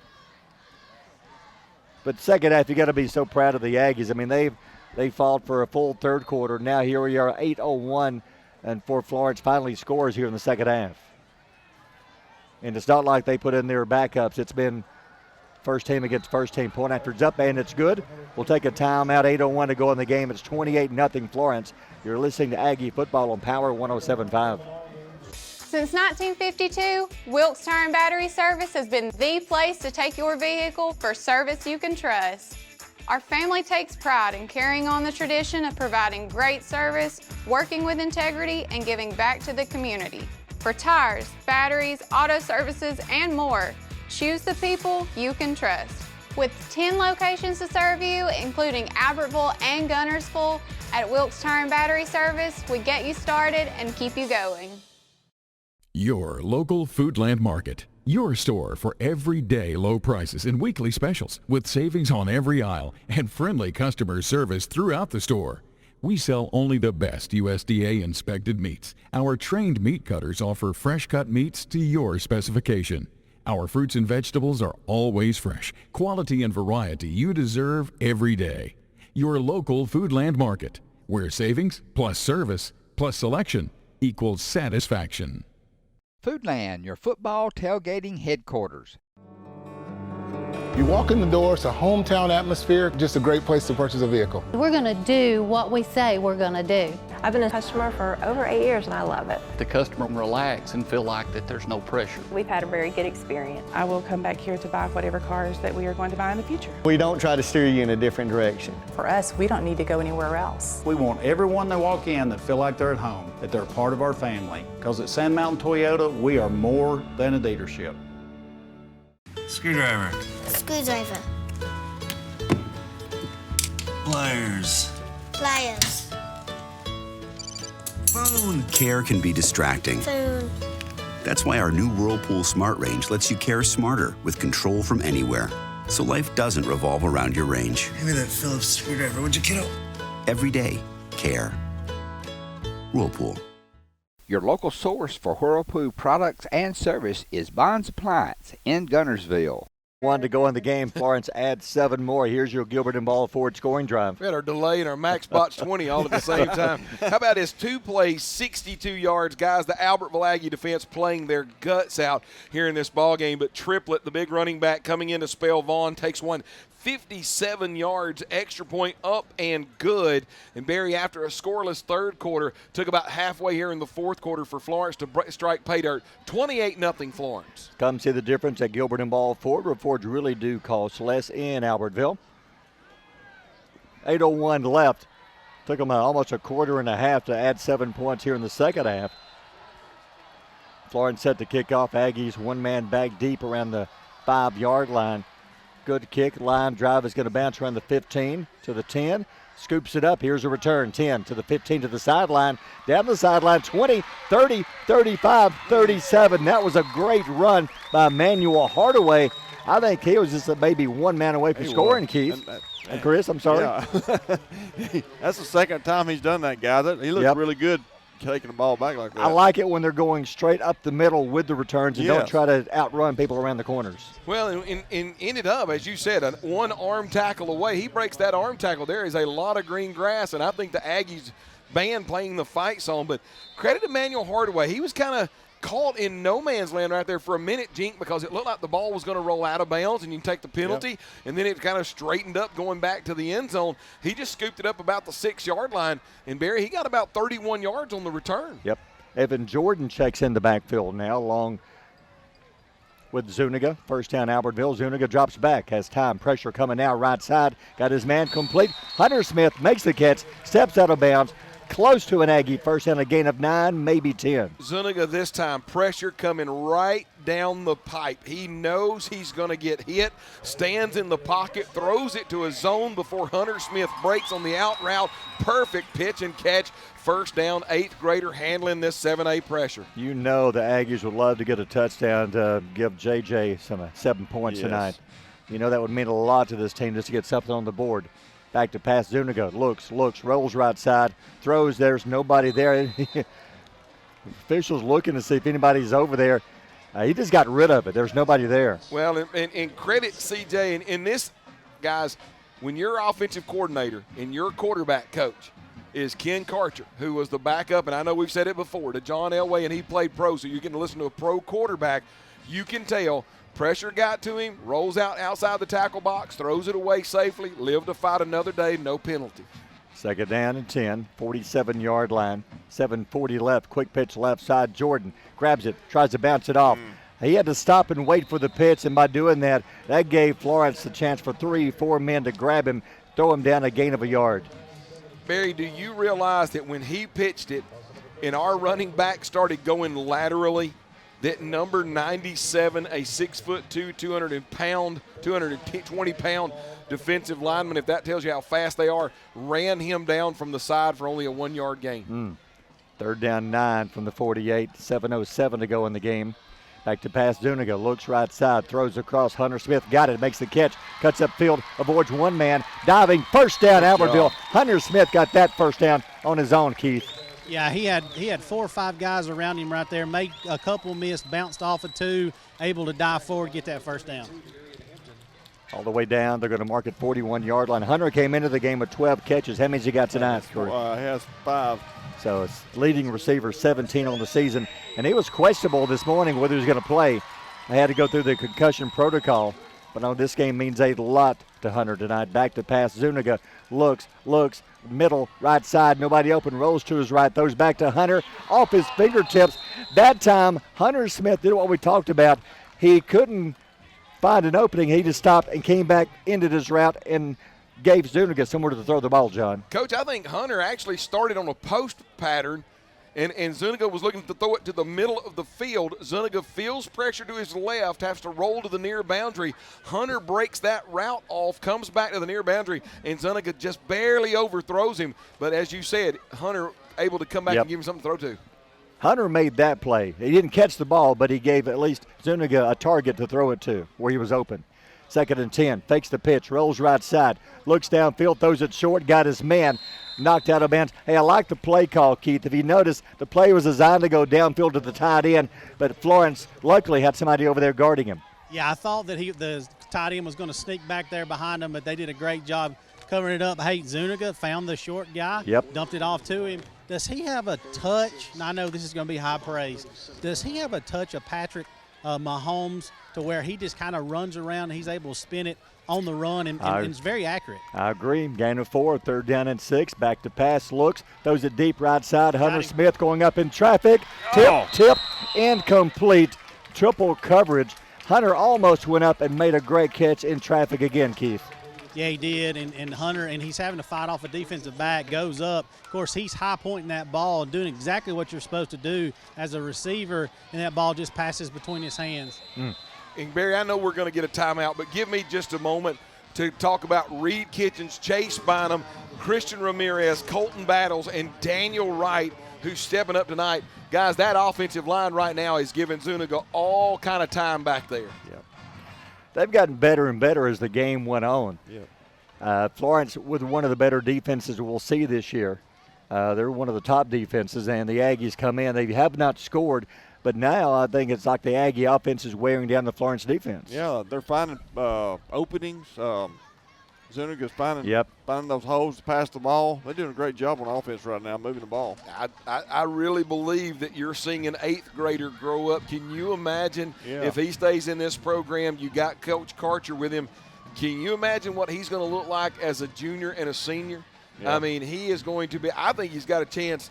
If he grows a little bit taller, which he probably will, he's probably got a chance to be one of the best quarterbacks in our region. Fourth down and 6. Aggies going for it. Got 2. 5:54 to go in the game, coming out of the heat timeout. Zuniga, pressure's coming. Got to get rid of it. Throws it short. He had to get rid of that one. He was about to be popped. They had a blitz. I think we're going to get him for helmet to helmet again. You are correct. Pass interference, helmet to helmet, personal foul.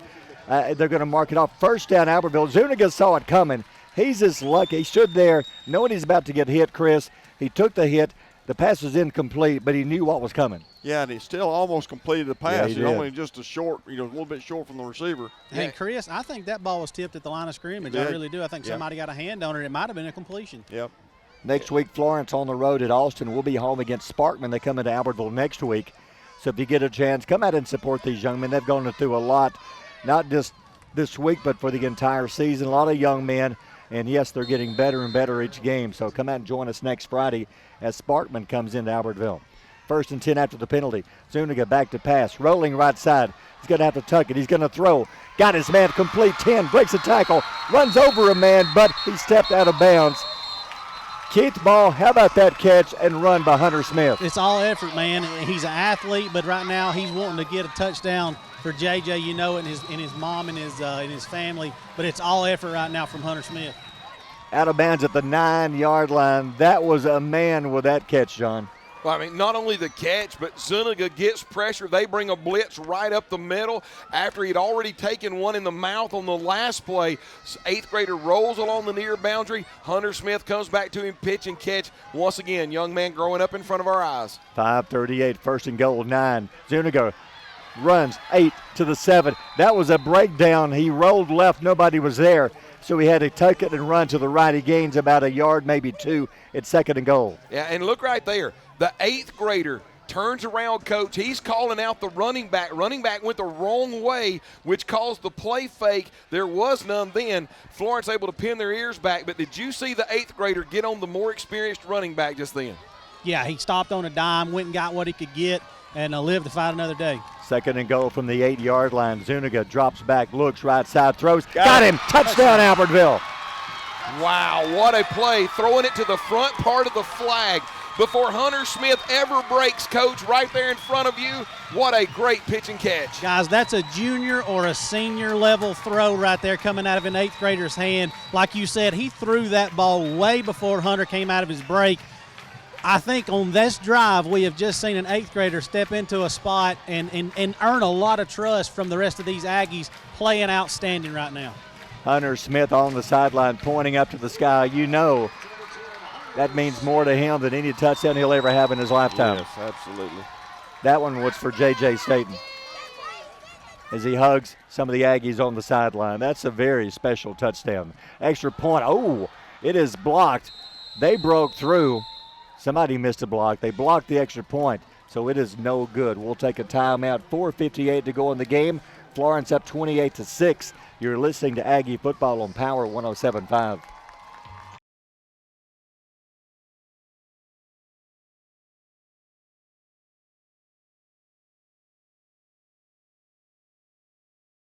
And here's your Gilbert and Ball Ford scoring drive. Barry, what about this, though? Do not get lost that starter versus starter, that the Albertville Aggies started their own 37-yard line, 11 plays, 63 yards. Zuniga to Smith on an 8-yard touchdown. Extra point, no good, but Barry, beyond that, you talk about a 63-yard drive that ends up putting Albertville on the board. Special moment on the sideline. J.J. Staten's mom comes over and gives Hunter Smith a hug after he just caught the touchdown pass. That's special. She's given the offensive line. That is a special moment on the sideline. And the quarterback, C.J. Zuniga, finally gets over there to give her a hug. She's hugging all of those offensive guys. Wow. I think Florence thinks we're going to go for a onside kick here. Aggie set to kick off. Florence only one man back on the 35. If I could, I'd kick it over to the left side. There's nobody home. Here's a onside kick. He'll field it, fall to the 43-yard line. Keith Ball on the sideline. Are you catching some of the what's going on the sideline? Yes, yeah. I'm standing down here and I've got a view of it, guys. Very special moment down there. It's really beyond words. I don't have words to describe it. And she's down here, picking up these players and just loving on them, and they're loving on her, and it's just a special moment down here. There she is with Hunter Smith again, and I saw Xavier Havis, who's got it looks like his pads off. I think they know that it's not a serious ankle injury, but I think they said, hey, it's 28-6. Let's not risk it, Xavier. Let's let you get ready for next week. So he's done for the night. Florence Ball, 43-yard line. Starting offense for, oh, wait a minute, he jumped. Starting offense out there, Barry, once again for Florence. You got to, here's the thing. Coach Morrison understands that he's got to get his offense in gear, Barry. I mean, they got Austin next week, and if you play this kind of offense against Austin, it might be a long night for you as well, even with your defense.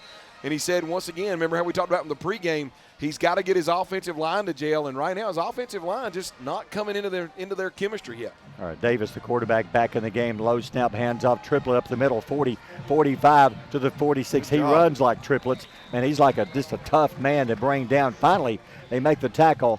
I think that's a new Aggie in the game. 88, is that right? Is that Jakari?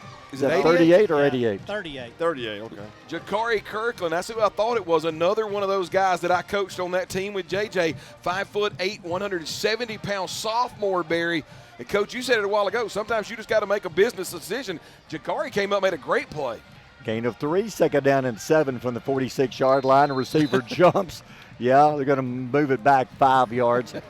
You know, if you look at the big picture here in the second half, had we made the extra point, we have played Florence to a 7-7 tie here in the second half. Yes. It's still a 7-6 game in the second half, but we spotted them to 21 points in the first half, so we're looking at a 28-6 ball game.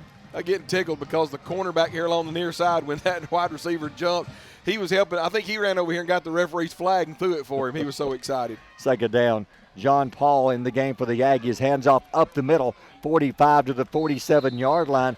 Aggies bringing in some new players. Jude Fan, young man we saw Wednesday at Legends with us. Yeah, how about Jude Fan, our special teams player of the week, able to, Coach, you said it to it. How do you get in the game a little more often? You show what you can do on special teams. Jude coming in from his linebacker position garners his first tackle of the night. Number 20, Hunter Bowman's checked in. Number 31, Mason Froelich in the game. Seeing some new faces in here for Albertville. It's third down at about 6, 3:41 to go in the game. Florence with the ball on their 47-yard line. Turns hands off. They run together in the backfield, and he's going to be dropped in the backfield. A loss of a yard. First Aggie, was that Reed Kitchens? I think Reed back there. And number, if he'll turn this away, I can tell you, Barry, number 6. I think that's Peyton Jones. Yep.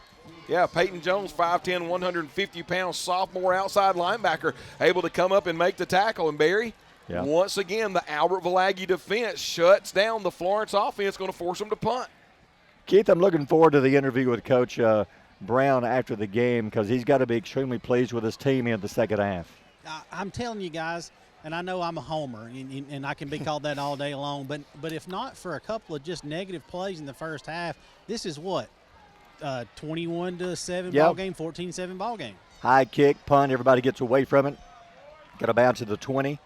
21-yard line, that's where the Aggies will start. 2:45 left, 28-6. Go back to what you're talking about, Keith, but you're right. You go back to the first half. 2 of their touchdown drives, John, were like one of them 17-yard drive, and they didn't really move the ball. They just got handed the ball in good field position. Yeah, there's a one-play 17-yard drive that kind of cracked the goose egg on the board, and they got it in on a 17-yard, basically just a one-play run into the end zone. And then it wasn't too long later, Barry, that they ended up having that long drive, but then a second time on a bad punt gave them a 2-play 21-yard drive into the end zone. So 2 short fields give them 14 points. You take that 14 points off the board, Barry, it's 14-6 here late in the fourth quarter. Hey, and that onside kick we just kicked means a lot. You know what I mean? Trying to get that thing and maybe even go up and tie the football game. And we could be looking at a drive here to tie the game had those 2 touchdowns in the first half not happened. But it did, and Aggies are just out there playing some good football right now. Zuniga rolls right side, throws, got his man complete. Nope, incomplete. Great diving attempt at the 29-yard line. Hunter Smith again, second down. Coach, at the beginning of this game in the first quarter, Zuniga is throwing to a player. Now do you notice as the speed is coming to him, I think it's beginning to click, like we talked about. Now he's throwing to an area and letting his wide receiver run into it in the area. It's going to be second down and 10. Aggies with the ball, 2:38 to go in the game, 28-6. Zuniga out of the shotgun. Zuniga looks back, looks right side, throws, got his man Hunter Smith, makes the catch, 27-yard line. Hunter, man, he came into this game banged up, but like he told his parents, if in any way possible, I've got to play in this game tonight. A gain of 4, third down and 6. And I know it's going to sound simple, but just a little 4-yard out route. Zuniga throwing it out here along the near boundary. Hunter making a play on it. 3rd and 6. Lot different play call for Coach Karcher than 3rd and 10 with an 8th grade quarterback, and I'm ready to see what they call, because this is, you can do little short out routes or just kind of gimme routes here. 3rd down 6. Zuniga back to pass under pressure. He's going to try to roll. He does roll. Throws it short. He had Hunter there. Had he made the catch, it was going to be short. He just got rid of it.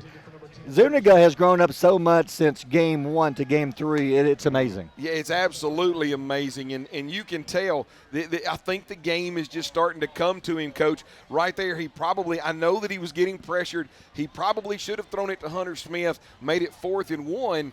Now you're making your coach staff thinking about going for it on 4th and 1, and looks like they may actually. They might. He may do a quick kick, but hey, what have you got to lose? I mean, the game is pretty much over. He is now stepping back now like he will. Yeah, he will quick kick it. But no, was it blocked and he picked it up? He's got the ball. He's going to run. Was that kick blocked and he got it back, or did he fake it the whole time? I couldn't see what happened. No, I think it got blocked. Yeah, it was blocked. And it looked like we maybe ran a younger offensive line out there, maybe in a couple of spots, but guy came through unblocked. He blocked the kick. It hit the ground. Zuniga grabs it up, and if not for one player, he's getting the first down. He comes up short, so Florence takes over on downs on the 29-yard line. You're right, it's about a yard shy of the first down. 1:49 left, 28-6 Florence. Aggies will lose this one, but you got a lot to be proud of if you're an Aggie fan. Yeah, they're losing by 22, but it was what they went through this week to play this well tonight. To me, that's a victory in itself. Oh, my gosh. I mean, if you would have told me at the beginning of this week that this would be the final score of the game, I would have probably taken it and said we played a well of a game. Yeah, Florence with the ball. 3rd-string quarterback in. 1st down and 10. From the 29-yard line, the snap hands off. He's going to be popped. They're going to drive him back to the 34-yard line. I tell you, if we had an offensive and defensive player, Ethan Owens has played a heck of a game tonight on defense for Albertville. Just a great job there. Number 45, Ethan Owens, coming off the edge. All 5'10", 180 pounds of that senior frame, able to grab the running back from behind, and that is a big loss, Barry, on 1st down, back to the back 5 yards. 2nd and 14 with a loss on the play. 1:19 to go in the game. New quarterback in the game for Florence. 2nd down and 14. The snap, he'll turn, hands off up the middle. He's going to be stuck. Ball is loose. Aggies have got it. 37-yard line. Aggies take over. Boy, he was popped in the middle of the line. And look who has the ball. There he is again, Ethan Owens. Just a great job. You said it, Barry. We had to pick one offensively and defensively. I think we've got 2 separate candidates. And Coach Brown said we need some good things to happen. And, Barry, right here, when we play kind of mano-a-mano, right, we're playing there when they're starting to put some of their subs out there. Notice that we pop the guy, ball pops loose, and the Aggies right now, you can't tell me that Coach Karcher is not thinking about what can we do with 1:06 to go. Sure. We've practiced it. Why not try to put another one in the end zone? Air it out. Zuniga comes out. Jordan, I might run Jordan a little wheel route down the sideline to see, because they've got some of their 2nd-string players in. 1st down and 10, 38-yard line, 1:06 left. Zuniga back to pass. He's looking, throws, almost picked off at the 45-yard line, but Hunter Smith knocks the ball away from the defender. Yeah, that was number 18, Marcus Andrews. He's a sophomore defensive back, but I think that they probably told him, you realize that number 10 is their go-to receiver. Yeah. And, Coach, he undercut that route on purpose. Hunter once again having to play defensive back. Yeah, that out and up move is going to get them right here on that one. But I'd like to see them go back to, they're keying on Hunter. Go back to Cooper over here. He's got man-on-man coverage over there. 1st down, make it 2nd down and 10. Zuniga back to pass. Pressure, rolls, throws down the field. Hunter Smith got it. 45-yard line. Breaks a tackle. 42, driving 40-yard line. Great run by Hunter, 12-17, about 22 yards on the catch. Hunter Smith, 1st down, Albertville. Yeah, it was either going to be Hunter make the catch and get it all the way out to the 40, or this guy along the near boundary was about to pull his handkerchief off, because that's like 2nd-degree mugging somewhere on the streets.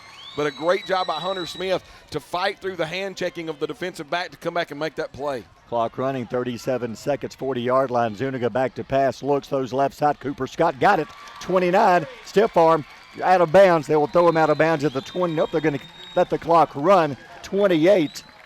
Now they move the chains. They'll stop the clock momentarily. I see the Aggies may call a timeout. Great job there by Cooper Scott. I think he figured out that he was going to fight upfield, but then he kind of realized what was going on. He was close to the boundary and got out of bounds, Barry. Heads up play by Cooper Scott. Clock running, 25 seconds on the Florence 29-yard line. First down and 10. Got to hurry. Zuniga out of the gun. Zuniga the snap. Looks right side. Being chased. Being pressured. They got him back at the 45-yard line. He's about to unload down the side to Hunter Smith. 10 seconds, 9. I don't believe the Aggies will stop the clock, or will they? Yes, they will. One more time. 7.1 to go in the game. We'll keep it here. We may have a flag. We do. We have a flag downfield. I think that they were holding Cooper Scott. And if that's the case, then they're going to get – that's the possibility of a they're going to wave it off. But I mean, it was thrown back there where Cooper Scott and the other defensive back were kind of hand-checking one another, and I thought they might have got a flag on that one. 7.1 left. They mark off the they're marking it off against Albertville with the 2 flags. No, I think they were just spotting it where the sack occurred. Got you. There we go. So the clock is winding down, and it is over. Aggies losing this one 28-6. They're on the move again. Their last drive had a chance to add some more points to it. I know this is going to be a very emotional end of the game for the Aggies. A lot of people around the area wondered at one point, will they even play this week? Will they be able to play? Absolutely they played. Yes, it was 28-6, but, man, the game it means so much more than what the final score is. Horizon Communications' archives of local high school sports and school programs now spans decades and generations, covering multiple sports and programs. DVDs of these memorable events make the perfect gift for any occasion, and the cost is simple and affordable. The first game or program DVD is $20, the second game or program is $15, and then any others are only $10 each, all on their own individual DVD. Pre-1990 games converted from coaches' films are as low as $5 per game. We have hundreds of games from the late 50s on up. Give us a call at 256-582-7373, message us on Facebook, or email mharden@horizoncommunications.net to check the availability of your desired event. Let Horizon Communications help you with the gift of video to be treasured for a lifetime.